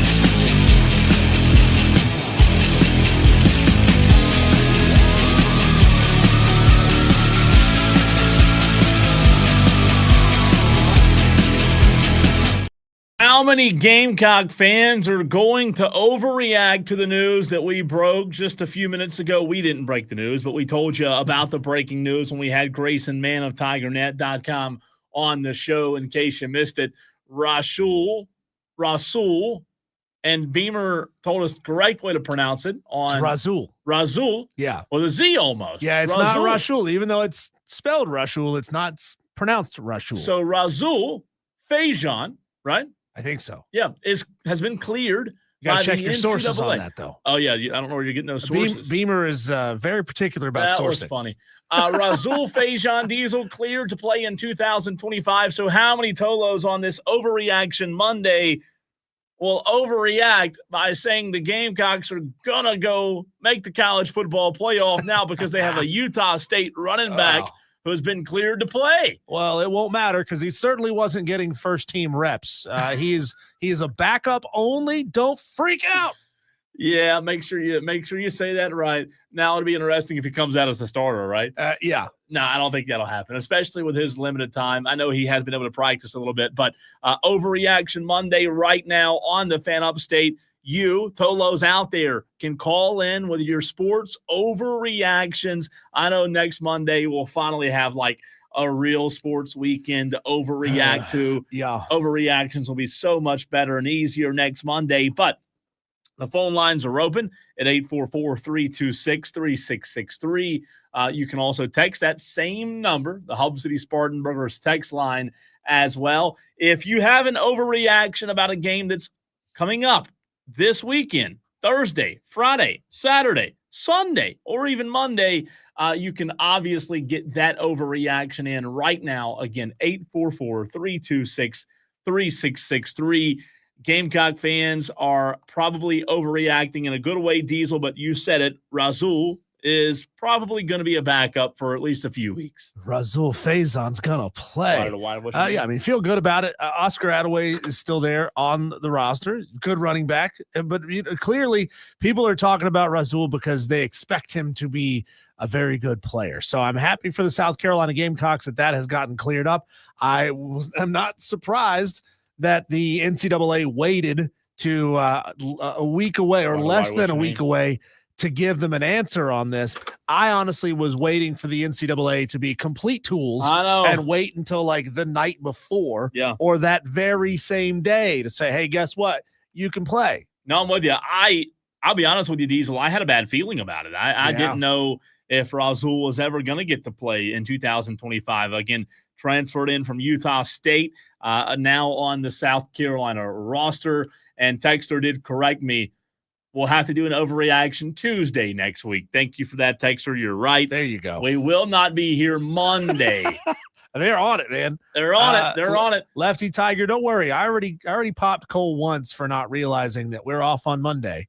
How dare you not know when we're going to be off the air? Lefty Tiger says, my overreaction is, why haven't we set a date and time for the fantasy draft? That's a great question. Ooh. Let's do that in this segment. We'll get to that a little bit later on in the show, Lefty Tiger, and I'm glad you pointed that out before we get to the phone lines real quick. The first wire-to-wire league is full, and the second league, we have 5 spots left, and that's it. So if you're just getting off work and you have not joined the Wire-to-Wire Fantasy League and want to do so, shoot us a text at 844-326-3663. I'll respond back to your text with a link to join. Only 5 spots remaining in that fantasy draft. All right, let's go to the phone lines. Tom in Somerville is leading us off. Usually Tom is like 20 minutes late, to the segment, but Tom must have got off work early today. Tom, he must be hot and bothered. What's your overreaction, man? How are you? Oh, let me try that again. Are we having the same issue we had? Tom, do you have us? Are we having the same issue we had on Friday? I do know that engineering was working on the phone lines today. Yeah. And they said that everything should be fine and everything should be working. Well, tell engineering they're wrong. Tom, either that or maybe Tom's phone is messing up. Let's try this just for the sake. Maybe it's Tom's phone. Let's put Tom on hold and go to Dewey and see if that Dewey, works. Can you hear us? Okay, nothing. So nothing from Dewey. Same issue on Friday. So what did you do, Diesel? I put him on via the phone. All right. Physically speaking, yeah. And see, I'm gonna hit the wrong button and disconnect them. See, that's the thing. That. We're taking our Tolo. Which one? The one on the right. Yeah, one on the right. That's the one. Tom, can you hear us now? No. Okay. I don't know. You just hit this one, Diesel? Yeah. I know this is great radio, by the way. Tom in Somerville. I don't know exactly. Diesel had this issue on Friday in terms of getting the Tolos on the phone lines. And Diesel evidently had to use a can to get the phone lines to work, can of the string. Let's see. Let me try one more thing, Tom, real quick, Tom. We're going to try something. Live radio at its finest. I don't know what issues we have with the phone lines or what is not working the right way. Let me try this and this and this. Oh, I just hung up on Tom. See, I told you I'd do it. I told you I would. Sorry, Tom. Let's try Dewey one more time. Dewey, anything there? Can you hear us? Well, man. I mean, what the heck? What are we doing here? All right, Tom's calling back in. Tolos, apologize. I know this is riveting radio for those of you that aren't calling. Diesel's working with engineering right now to get our phone lines back up and running, but not exactly sure what's happening, but they will get it up and running soon. So, Tom, Dewey, stand by or call back. Overreaction Monday right now will have to be on the text line for the time being, and we'll try to get these phone lines back working. Again, Friday, Diesel was having issues with this as well. When I was over at Burns, there was some issue with the phone lines, and he had to do some kind of magic trick. But he's working on it with engineering. Dewey on the YouTube stream says the phone company should be fired. I agree with you. So while we're waiting on the phones to get back working, let's get to this fantasy league. Tolo Phil just asked for the link. Tolos, I want to remind you out there, we're going to set a date and time right now in this segment because Lefty Tiger was fussing at me. I think we had 5 spots left. Tolo Phil just messaged in. Let's see. Here's another text in the Hub City Spartan Burgers text line as well. 3 now full. 3 now filled, rather. And let's see if I'm missing any. If you did text in asking for the fantasy football link, you should have received a link back from me with the link to join. So if we have to create a third league, we'll do it. I just don't know if we'll have the need. I don't know if we'll have the need for a third league or not. So we'll see. Let's get this second league full. Right now we have 2 leagues.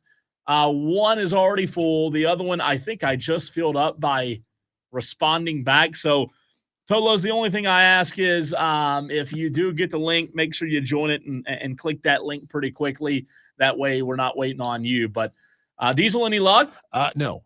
Wow. No luck. We thought you were fixing them. No, I went back there and just started pulling plugs just to see what would happen. Unfortunately, I don't think it's going to fix the problem. Now, our wonderful engineer, Chris Evans, is on the case. He's working on it. Unfortunately, he says there may not be a lot he can do remotely. He's not in the building. So there's a chance that nothing can be done before the show is over today. Yeah. Well, you know what? He'll have to be fired because there should always be somebody in the building, right? I mean, come on, Dewey. Let's get him fired too, since we're gonna fire everybody else, right? Yeah. Well, you can still message in on the stream. You can still text in at 844-326-3663, the Hub City Spartan Burgers text line. But as of right now, looks like phones are down. Texter says, get new phones. I know. And you know what's crazy about it, man? We very rarely have phone issues. Like, knock on wood, right? Yeah. We very rarely have phone issues. They just, quote unquote, fixed it today. Which means they broke it. Yeah, exactly. If they say they're going to fix something. It was working fine-ish on Friday. I mean, what are we doing here? I mean, engineering does so many good things except when something's not working.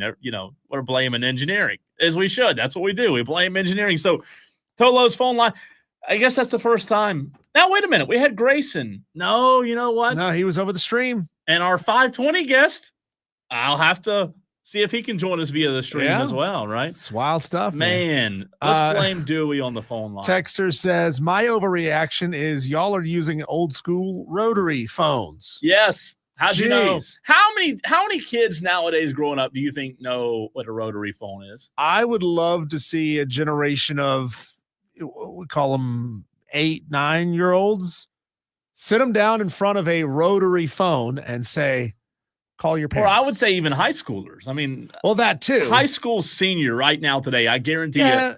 I think a little kid would figure it out faster than a high school senior, to be honest. See, I don't think either one of them would. I don't think either one. I really don't, man. I just believe that we have forgotten. I know how to use one, but there are, I mean, like if you polled today, Diesel, 50 high school seniors, and we're going to get back to overreactions in a second. If you polled 50 seniors, I don't know if 50, maybe one of those 50 would know how to work because their a grandma rotary still phone. has one. Right. I remember watching a video a couple of months ago of some kids, young high school age, maybe a little younger, middle school age, and they put in front of them a cassette player, like a Walkman, and said, make it work. Yeah. And they didn't have a clue. They didn't know how to open it. They didn't know how to like they didn't know you had to put the cassette in it. Sure. They didn't know to check it to see if it had batteries. Nothing.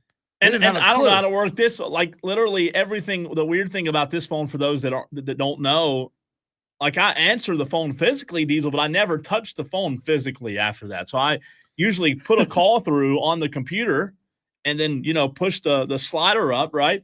And then Friday, you just hit that one button right there, and that was it. Yeah, that was it. And see, I've never done it that way. Yeah, we were trying to bring Gary Stoken on. Yeah. And putting him on the electronic way using the computer-based software to do it didn't work. Yet when I put him on with the on-air button on the physical just phone, the number, it worked. So it's fascinating.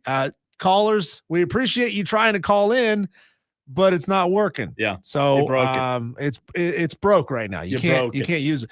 Colt, my overreaction today is that Tommy Fleetwood finally got his win, but there should be a little asterisk next to it because Tommy Fleetwood had the opportunity to blow that crowd up with a made birdie putt that looked like it was maybe about 10 feet or so. Yeah. Which is a putt that he probably hit a bunch of times in this tournament, and he left it short. He left it short by like 6 inches, and he had to go up and tap it in. Now, he had a comfortable lead, and it was for par anyway. But it's like, come on, dude, you had an opportunity to spike the football, to plant the flag at the 50-yard line and say, you know what? I won this thing on a birdie putt. I smoked this crowd. So I think his first win should come with a little asterisk. What do you think? Well, you know what? It's about time. It's about time. That guy's 40-something, top tens. I'm not happy for the guy. Don't get me wrong, but my goodness, it's about time. Let's see on the text line, Hub City Spartanburgers text line. A lot of you Tolos using that since the phone lines aren't working right now. Again, if you want to join the league, the fantasy league, let's see if we have any open spots. There are literally two spots, and that's it. So if I've sent you a link, make sure you join pretty quickly there. Tolo Steve says, I second the motion of fire Dewey. He never makes any sense when he's on the radio anyways. Ouch. Wow. Shots fired there at you, Dewey. Let's see. Well, Dewey's also texting in. That's true. Joey says, sounds like y'all need a better IT guy. Who do I send my resume to? We will not have you besmirch Chris Evans. He's fantastic. Yeah, until something doesn't work. Besmirch. I mean, he did tell me, I saw him on the way out of the building, and he said, hey, we worked on the phone lines today. We think it's working. Well, you know what? Think, did you test them? No. If you didn't test them, you didn't have our boss tells us, all that. They gave us lectures. Where's the lectures to engineering for the phones not working? Texter says, I'm pretty sure cordless phones are now in the phone museum as an antique. God. I remember feeling like a big deal as a kid when we got cordless phones. Yeah. Texter, it was amazing. So here's this text. I would say 0 of 50 seniors even know what a rotary phone is. They can't drive stick shifts either. Let's see. Texter, can you drive a stick shift? Yeah. Okay. Oh, yeah. That's good. So if you have a CDL, you better be able to drive a stick shift, right? Texter says, my overreaction is during my college fantasy draft, the commissioner gave every person 5 minutes per pick. Yeah, that's too long. 5 minutes. That's Tom. That's Tom. So Tom did get his overreaction in. Tom, are you in our fantasy league yet? If so, or if not, make sure you're in. Tolo Sean says he's in. Dewey Diesel says my overreaction is in should get half credit. I think he says I. Oh, I should get half credit because UNLV did not cover the spread and should have lost. So can you give Dewey half a point, Diesel? No half credit. No points. You get nothing and like it. Yeah. Let's see here. One texter, Bo. Sorry, Bo. The Upset Picks Challenge is not open yet. It does not open until Wednesday. Wednesday at 4:00. 4:00. Let's see. I will not write that down, Bo. So you better text back in, or you won't get credit at all. Bo from Greer. Wednesday at 4:00. Texter says my overreaction is the phones are not working because Dewey's always complaining about something. Dewey needs to change his name to Negative Norman. Wow. I like that. My overreaction is Tolo. You need to start putting your damn name on your text. Don't be sending it. Don't be talking trash about Dewey. He deserves it. He deserves it. Okay. But don't be talking trash about another Tolo on the show. If you won't tell us who you are, you got to give us your name. Y'all, one texter says y'all need a burner phone on hand for occasions like this, and just put it up to a microphone. Yeah, go like this. Yeah, just put it on speakerphone. Put my iPhone up to the mic. I bet. How bad do you think that sound? It'd be bad, wouldn't it? JD says Razul Faison has finally been cleared by the NCAA. I'm not sure if y'all saw that or mentioned it. Yeah, we did about 20 minutes ago. Catch up. Another texter says, wait, 6 inches is short now? Oof. Well, I'm not going. He's making a. No, I realize that, but I'm saying when were we talking about 6 inches? I think you were on the phone. I said that Tommy Fleetwood left his what would have been birdie putt on 18 6 inches short. Oh, gotcha. Yeah, I was on the phone. I didn't hear. And that. He says, "Wait, 6 inches is short." I now? was trying to figure out how you broke the phone lines. How you broke.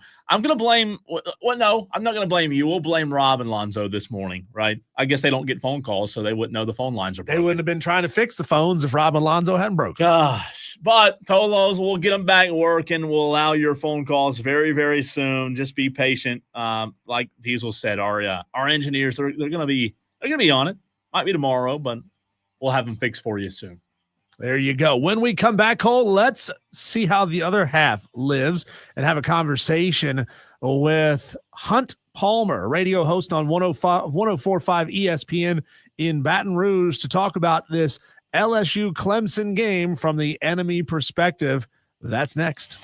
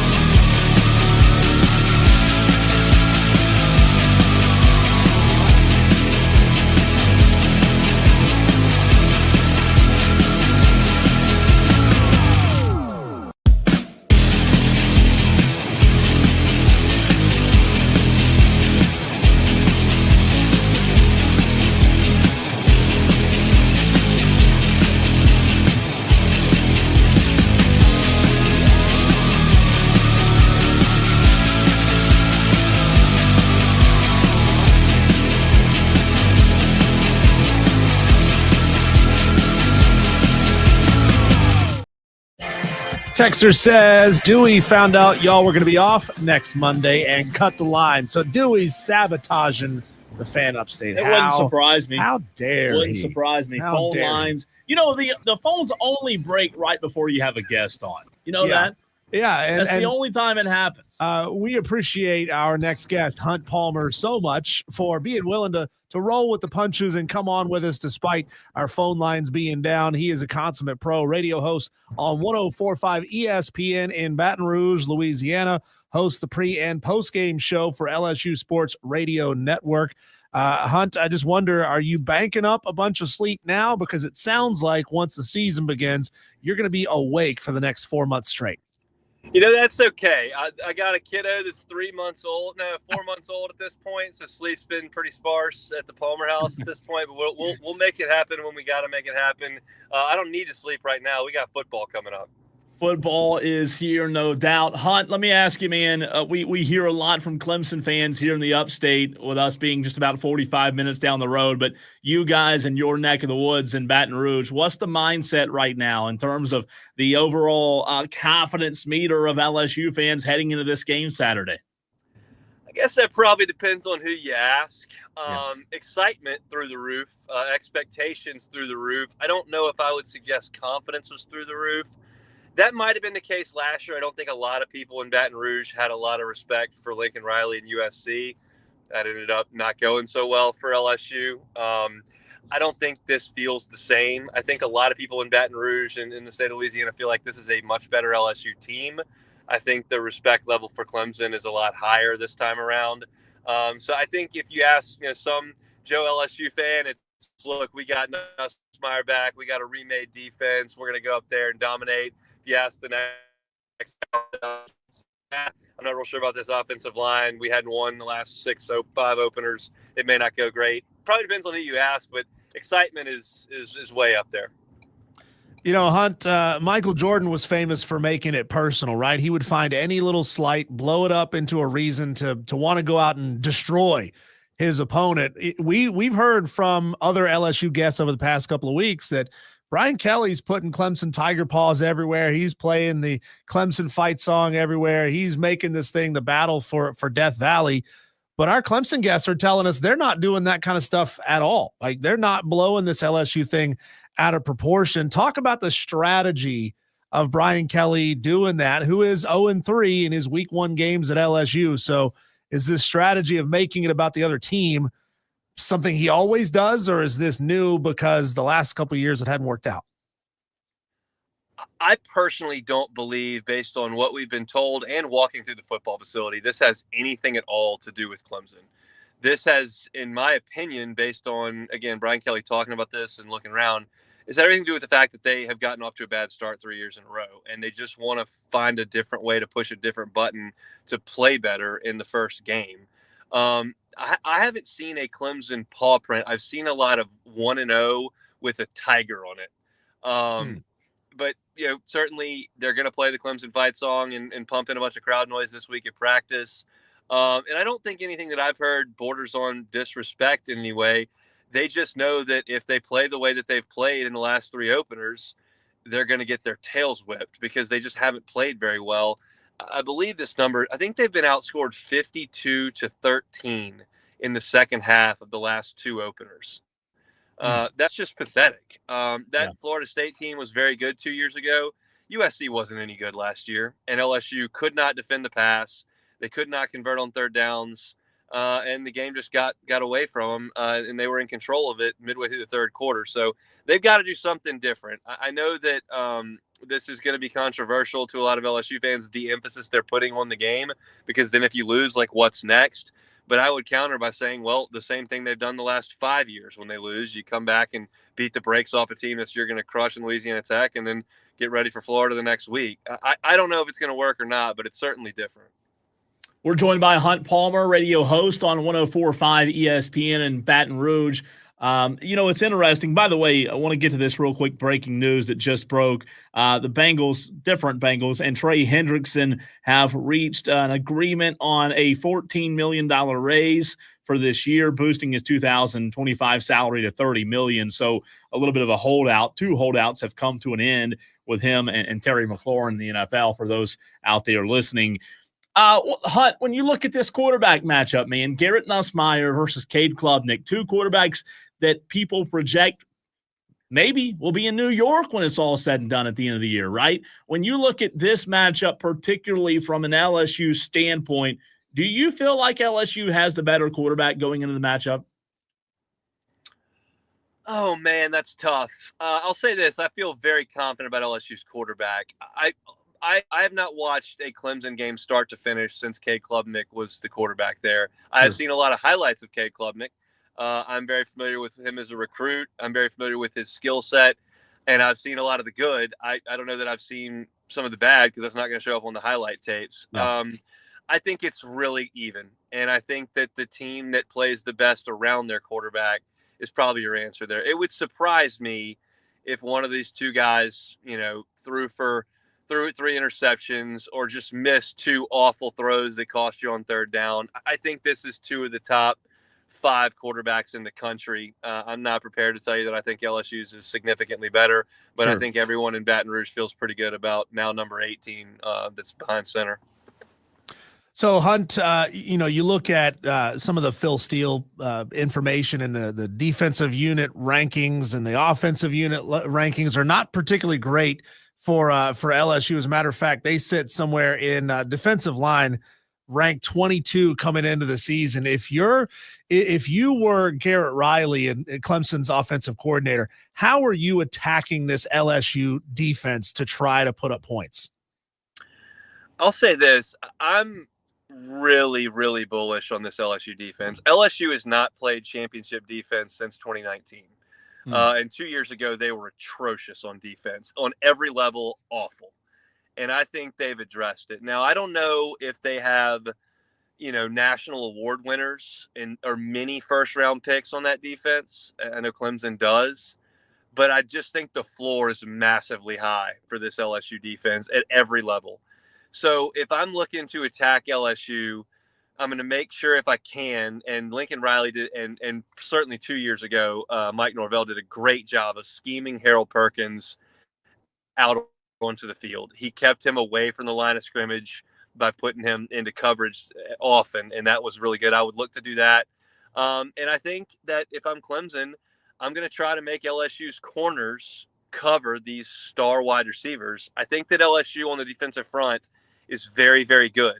And I think that trying to run it straight at those guys with the depth that LSU has on the defensive line and the linebackers with the 2 Weeks brothers, I think LSU is going to be really good against the run. And that includes the safeties, who are brand new. I think they're going to be great against the run. So I think I would go at LSU's DBs. Mansour Delane from Virginia Tech has been their best corner thus far. I think he was a pretty good corner at Virginia Tech.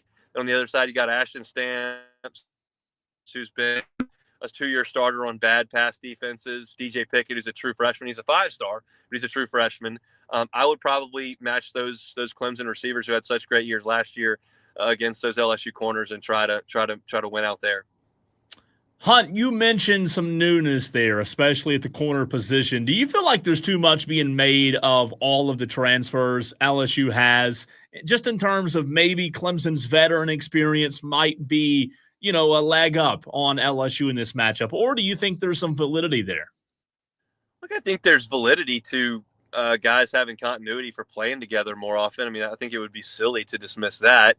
Question is, how big a deal is it? And I would rather have good players who haven't played together than bad players who have.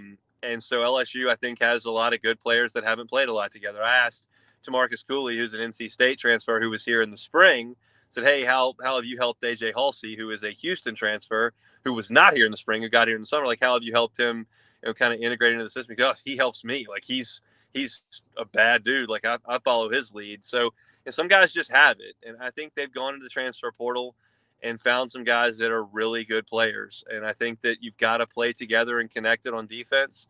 We'll see just how together and connected they are. But on the defensive side, you don't have to deal with crowd noise like the offense does. That's where the new offensive line may come into play. But I think LSU's defense is going to be fine. I think they're going to play really good on Saturday. Hunt, a lot of people are having fun with this being the battle for the true Death Valley, the real Death Valley. Are we going to see this thing put to bed?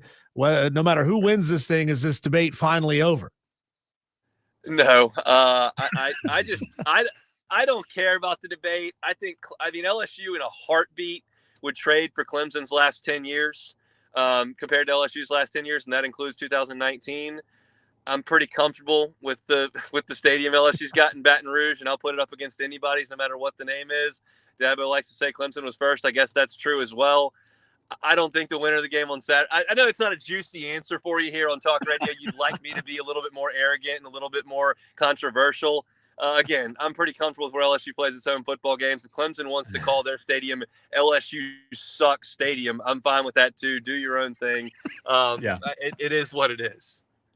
Hunt Palmer, radio host on 104.5 ESPN in Baton Rouge. Let me ask you this, man. You look at this matchup Saturday, a lot of different variables, some that we've touched on. But when you look at specifically Clemson's wide receiving core and comparing that to some of the newness that you talked about, would you say that when you talk to these LSU fans out there and you're trying to get a grasp on where their concerns are, do you think that offense and the weapons on the outside is probably the biggest concern right now for LSU? No, not even close. It's clearly LSU's offensive line against Clemson's defensive line. There's not even a remotely close second. The narrative in Baton Rouge is that LSU is really solid everywhere on the field, both sides of the ball, except offensive line. And that's really the issue. So the question becomes, okay, we know about Woods and Parker and that group and the really veteran the good linebackers that Clemson's got. Like, the question is that group significantly improved because of the new defensive coordinator, or is it still the same group of personnel that couldn't stop anybody running the ball last year? Yeah. And then how does LSU match up? That's really the question. There's not a lot of concern anywhere else on the field from LSU fans. That's not to suggest domination. It's just to suggest a solid unit. The offensive line, we think, could fall apart theoretically, and at that point, LSU's got no chance. Hunt, if I told you that I had a crystal ball and I could look into the future to about midnight on Saturday night, and I told you that this game ended up being a close football game, one score, who would you trust to have won that one score game? And also, if I told you that it was a blowout win, who do you think would have won in a blowout? I think by the nature of the question, like that, the close game, I trust both veteran quarterbacks.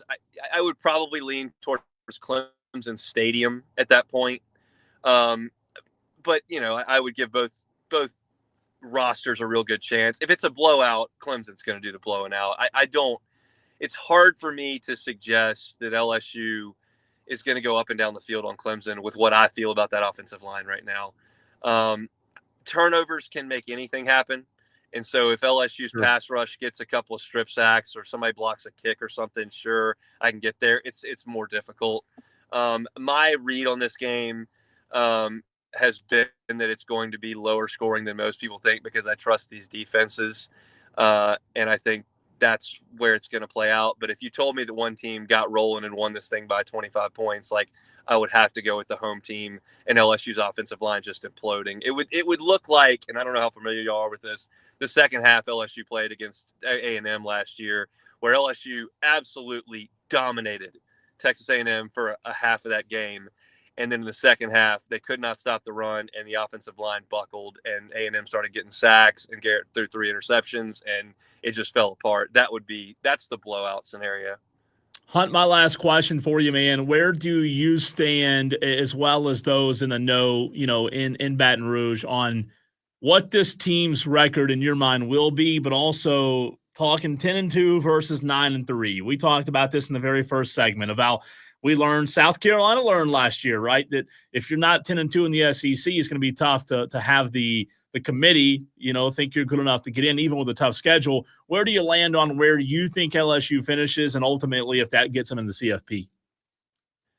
Everybody around here is either 10-2 or 9-3. I haven't seen, I don't think, a single 11-1, and I don't recall an 8-4. I think it's right there on that line. I had an interesting conversation on my show today with a national college football guy who said that he thought if you if you don't have an SMU this year and you don't have an Indiana this year, maybe a 1-9-3 SEC team could sneak in. And I think the likely candidate for that is an LSU team or a Texas team that has that big non-conference game that's attached to it, where LSU's got Clemson on the road, Texas has Ohio State on the road. One, that loss wouldn't ding you too bad, and a win would mean a ton. So I feel like LSU is right there on that 10-2, 9-3 bubble. I think Saturday goes a long way to deciding which way it goes.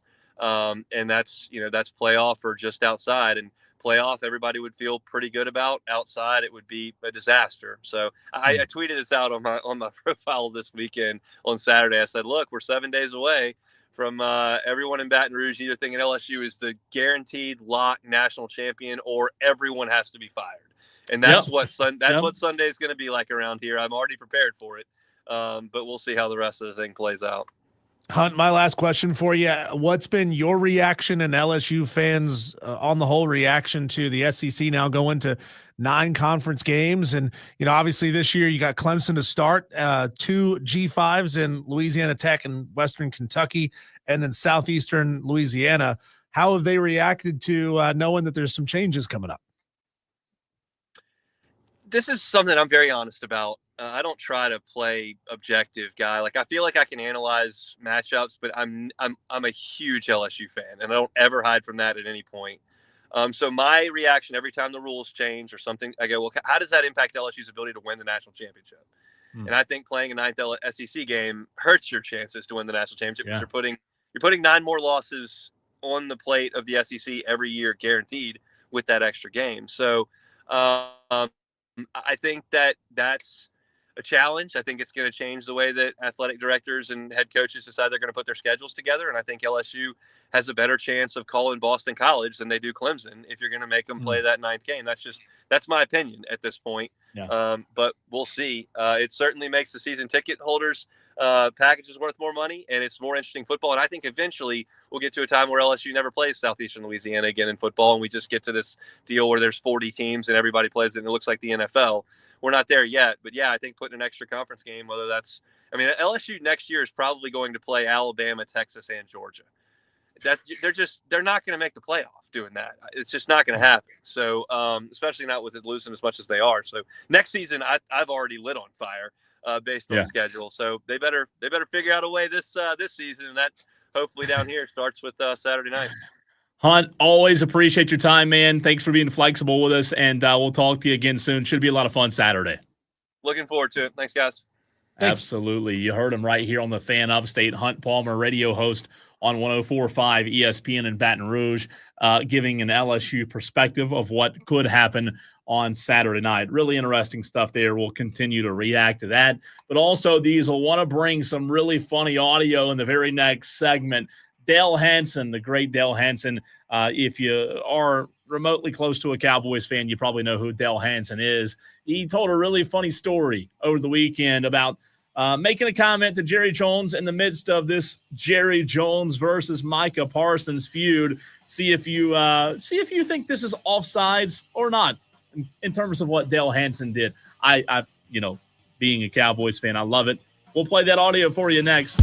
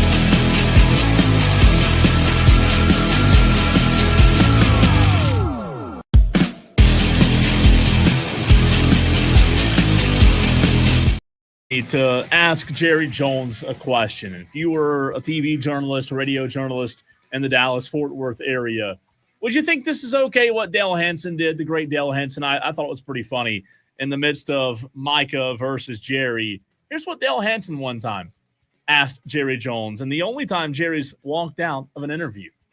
Live on the air over at Victory Park when we were over at the studios. Mm-hmm. And my question to Jerry was, can you name a team in any sport,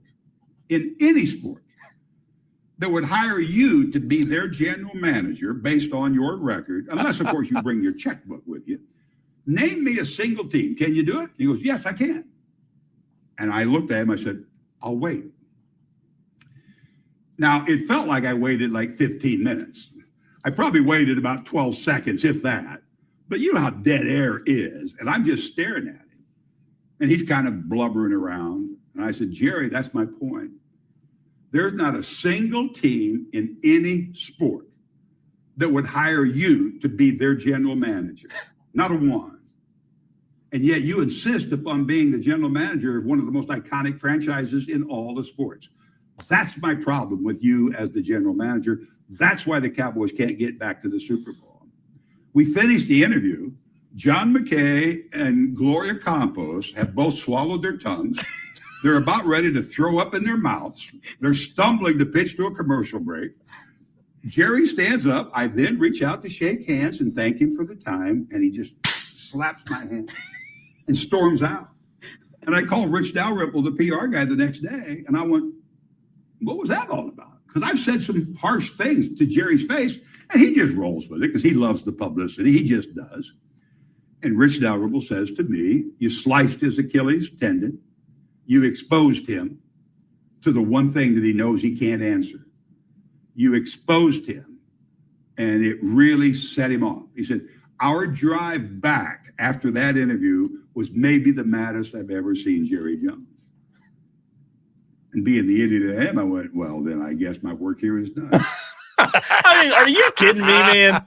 Is that not audio gold right there or what? Well, I take it that this particular radio show host has been around in Dallas for a long, long time and is a very well-respected TV host in the area and, probably has carte blanche and has earned it from years and years and years of service of covering this team.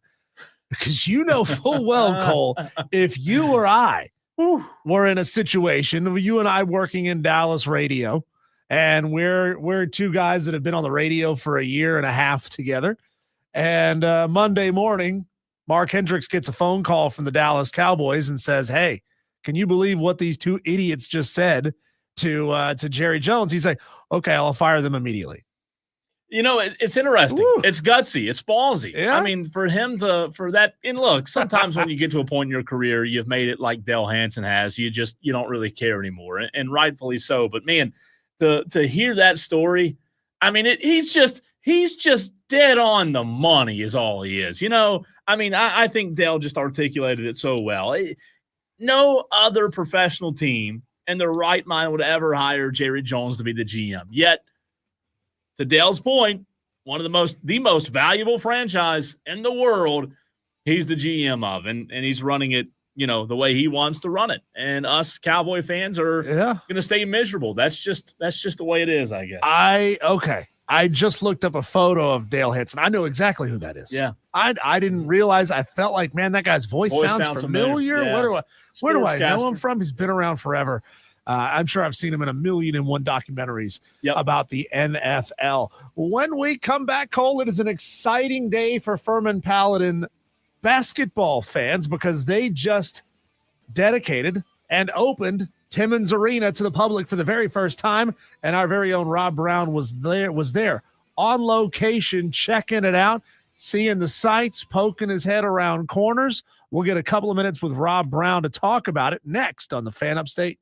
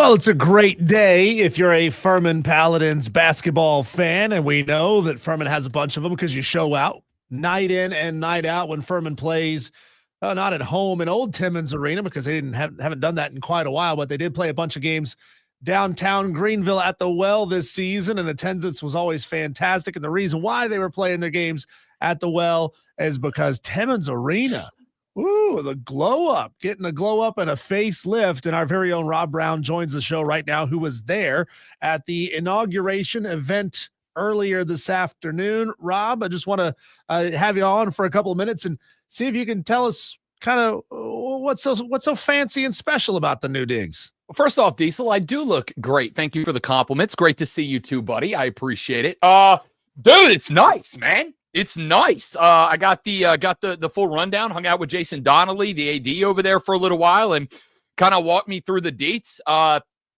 Concourse looks great. I think one of the very coolest things that they pointed out to us after we walked in was that the Paladin Hall of Fame has been digitized. And Donnelly said that during his opening speech. And I was like, I don't know what that means, right? But when you go into the concourse at the opening of the arena, you will see that there is this huge open area that has this gigantic video display across the top. And then there's a bunch of like I guess the equivalent of big screen TVs. And they have got all of the information about the Furman Hall of Fame on these digitized electronic displays. So you can actually interact and scroll through and read about all of the great Furman athletes that have come through there. And then once you walk into the arena, I think what jumps out and what is going to make this arena really interesting is the way that it's built. When you walk in, the basketball floor is actually below you, and it's built kind of down into a pit. I know we're showing some of the pictures on the live stream right now. That level that you're seeing in that picture is where you walk in, and then the arena, the court is built down into kind of into a hole with the bleachers wrapped 360 degrees around it. So it does not matter where you are on the basketball court. You are going to have Furman Paladin fans encircling you everywhere. I went down onto the court just to kind of get a vibe for the acoustics down there, boys. It is going to be a hostile environment at that arena. They optimized it to make it a very tough place to play basketball. So when Alabama comes a call and here in just a handful of weeks to get the basketball season started, the Tide, I do not think know that they are going to walk into what Bob Ritchie called a mid-major gym with big major vibes. And I think he nailed it with that. Rob, can you talk about the conversation that you walked into when you got there today? Can I talk about the conversation I walked into? I sure can, Cole Bryce. And I got to tell you.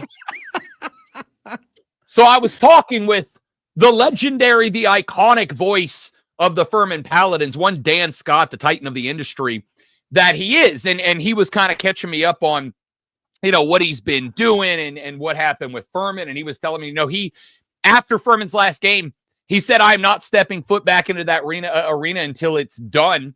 And he did that. And so he was telling me about this. And this gentleman walks over and he says, are you Dan Scott? And Dan Scott said, yes, I am Dan Scott. Why do you say so? And he said, I just want to tell you have a great show. He said, I listen to the idiots, and I'm using that word as a direct quote, to the idiots on the local sports talk radio around here. And they're just dumb, man. They're just bad. They got one guy, and this is another quote, who is clearly nothing more than a degenerate gambler, and he's not even very good at it. And Cole, I don't know if he was talking about you or me in that case, but clearly you're the degenerate. You're the degenerate. That's probably fair. That's probably fair and accurate. And then he said, and there's just a bunch of guys who just make up stuff and have no clue what they're talking about. You're the only voice of reason in this market. And I got to tell you, if it wasn't for the fact that I heard the Furman band starting up their gig outside to tell me that the ceremony was underway, boys, I wanted nothing more out of my entire friggin' life than to walk up to that cat and go, hi, I'm Rob Brown, noted degenerate gambler. It's wonderful to meet you, but I avoided You should have. You should have. I should have. It's one of those moments, one of those opportunities that I will regret missing out on for the rest of my days. So Rob, number one, how much Pat McAfee are you watching lately? Because I'm picking up that you're picking up some Pat McAfee isms, boys. You know what I mean? Also, number two, Furman obviously had a little bit of a challenge. The gauntlet had been laid out a number of years ago with a team just up the road, who we won't mention because this segment is all about Furman, that has themselves a very nice arena up there. And Furman, they wanted to bring Timmons Arena into a competitive state with that arena. How close did they come? How good of a job did they do at hitting that mark? First off, Diesel, you absolute son of a biscuit. You're going to hit me with the McAfee kick and then just pivot over to asking me a very important question about the thing that I'm here to discuss. That's bad form, man. That's bad form, Shmee. Let me go with this. First off, I've been doing the Rob Brown Show a hell of a lot longer than Pat McAfee's doing the Pat McAfee Show. I have been a loud, obnoxious a-hole on the radio way longer than he has. All right. This is not new to me. The boys have always been the boys. This is not something I've stolen. Nay, I'm relatively confident to say Pat McAfee listened to my show and stole it from me, Diesel. That's what I'm rolling with right now. I make up my own reality and I live there. All right. I don't even remember what your other question was. Something about Furman, I think. Is it as nice as the arena up the road? Yes, I will say that it is. But I will say that it was a large portion of that has to do with the facility at large. I got the opportunity to go back into the locker room, and I will tell you that I had this conversation with the gentleman who works for Furman. Boys, we are in the era of college athletics where it does not matter what size of school, state, university, college, whatever. It doesn't matter what size you are. The name of the game is, if you want to be successful and if you want to exist, you have to make money and you have to build facilities that make players want to come to play for you, right? I went back in the locker room and I would absolutely say it's got big college vibes to it. But as far as the fan experience, I think it's great. You've got effectively bars and concession stands on all four sides. Over on the left-hand side in the picture you're showing back on the backside, that's actually like a raised fan plaza.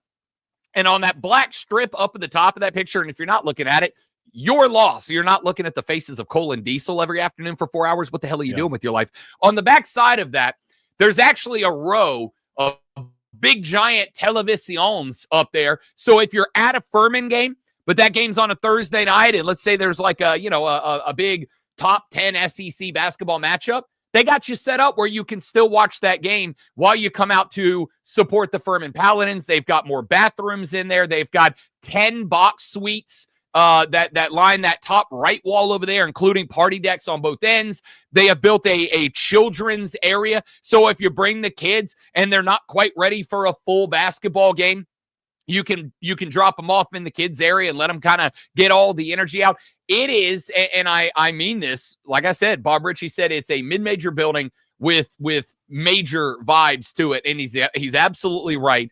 I would put it on par with just about any smaller college facility I've ever been in, and I've been in a good number of them.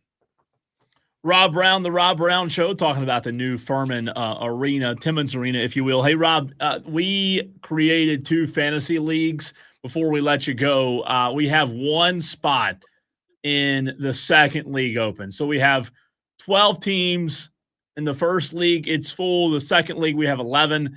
I have reached out to you via email with the link. If you want to be the last and final member, we're closing this thing. If you want to grace us with your presence in the Wire to Wire Fantasy Football League. I don't, but I appreciate you asking. I've already deleted thanks, the email. Rob. See you tomorrow. Listen, and that's Rob Brown from the. Look at him talking. Look at him talking. That's fun. I used to cut his mic off a lot too. Yeah, go ahead. Go ahead. I can't do fantasy football, and it's not because I don't want to jump in a league with the fellas. It's because I have this terrible mix, Cole Bryson, of hyper competitiveness, and ADHD/OCD that when they meet up, it creates this. Here's the problem. I will join this league and I will put more hours into scouring the waiver wire and setting lineups and doing research than I will put into doing show prep for my actual job. I only know that because I've already done it. So here's what I want to. I'm not going to bleep talk the boys in their fantasy league. I'm not going to tell you your team stinks. I'm not going to say a word about it. I just know that if I join my show and the millions and millions of fans who listen to it on the daily during NFL season will suffer for it because I'm obsessive compulsive. Do you want to just copy and paste that same excuse for why you're not going to get us an upset pick every week? Because we had listeners ask, hey, are Rob and Lonzo going to send us their upset picks? And I had to tell them, look, Rob knows when the show is. He knows when the challenge goes down. He can text in just like everybody else. I will tell you what. I will get you an upset pick for week 1 right now. I'll give you you're not eligible right now. You got to follow the rules, Rob. Wednesday at 4 o'clock. I'm sorry. You needed me to pick a week 1 upset over a week before the games happened? Week 0, dog. Last week was week 0. I missed out on week 0, but I'm in on week 1. You're telling me if you weren't in at week 0, you're not in at all? No, I mean, you can pick now. You can jump in at any time you want. We're just going to make fun of you for it. Besides, only one game hit this week, and it was for 3 points. Yeah. So the leaders in the clubhouse right now are leading everyone else 3-0. Yeah, no, and for the record, I absolutely laid 2.5 with Kansas State because I said there's no way that for the second year in a row, they're going to lose to the Cyclones with a dumbass first quarter turnover deep inside their own red zone. And that's literally exactly what happened. I got to tell you, college football season got ruined in quarter 1 of game 1 of week 0. It hurt my feelings.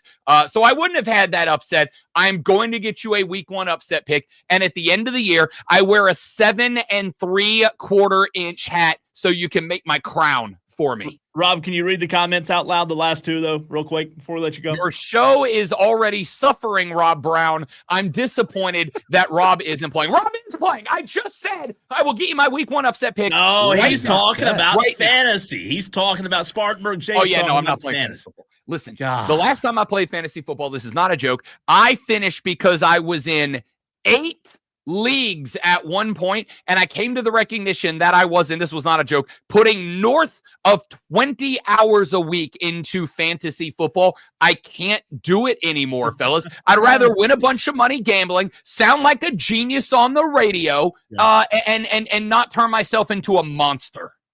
We get it. You're too good. There's 1-800 helplines for that, Rob. Yeah. If you have that problem, just call. Diesel, you only call that number when you're losing wagers. I am not. Have you ever, all honesty, have you ever called that number? I have not, because I will also tell you that, Cole Bryson, and this is the dirty little secret.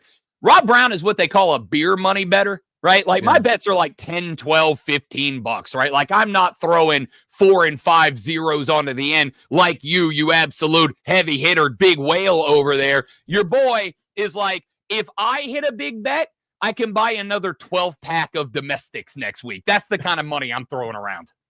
Well, hey, Rob Brown, cheers. We appreciate you being a man on the ground out there and bringing us the photos. They're fantastic. Anybody who hasn't, there's more photos than just that, by the way. And you put them up where? They will be actually up on my social media here in just a little while. I will have all of them in a video tomorrow morning on the Rob Brown Show and tomorrow morning at 8:40 a.m. Furman Paladin Athletic Director Jason Donnelly is actually going to join us on the show to kind of walk us through how the process materialized, all that went into putting the gym together, how they got Alabama to come play a home game, all the good stuff that went on behind the scenes. So tomorrow morning at 8:40, I will do the full reveal with all the pictures I took, and Furman AD Jason Donnelly will join us on the phone to break the whole thing down for us. Appreciate it as always, man. Thanks, Rob Brown Show. I'll have my upset pick before the end of the night, and I look forward to claiming my crown at the end of the year. Wednesday night at 4 p.m. Wednesday. I'll do it tonight. I got plenty of time.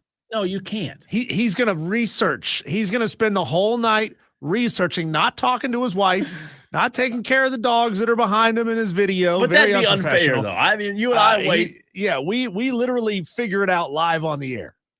We're kidding, Rob. You do it. You Look at do him. you. Look at him. He's mad. uncomfortable. He's mad. We're kidding. We love you. Oh, Thanks, listen, Rob. you're going to give me an extra day to dial in the lab to get the formula right. I'll take You'll it. have no I'm good. excuse. It's not going to matter.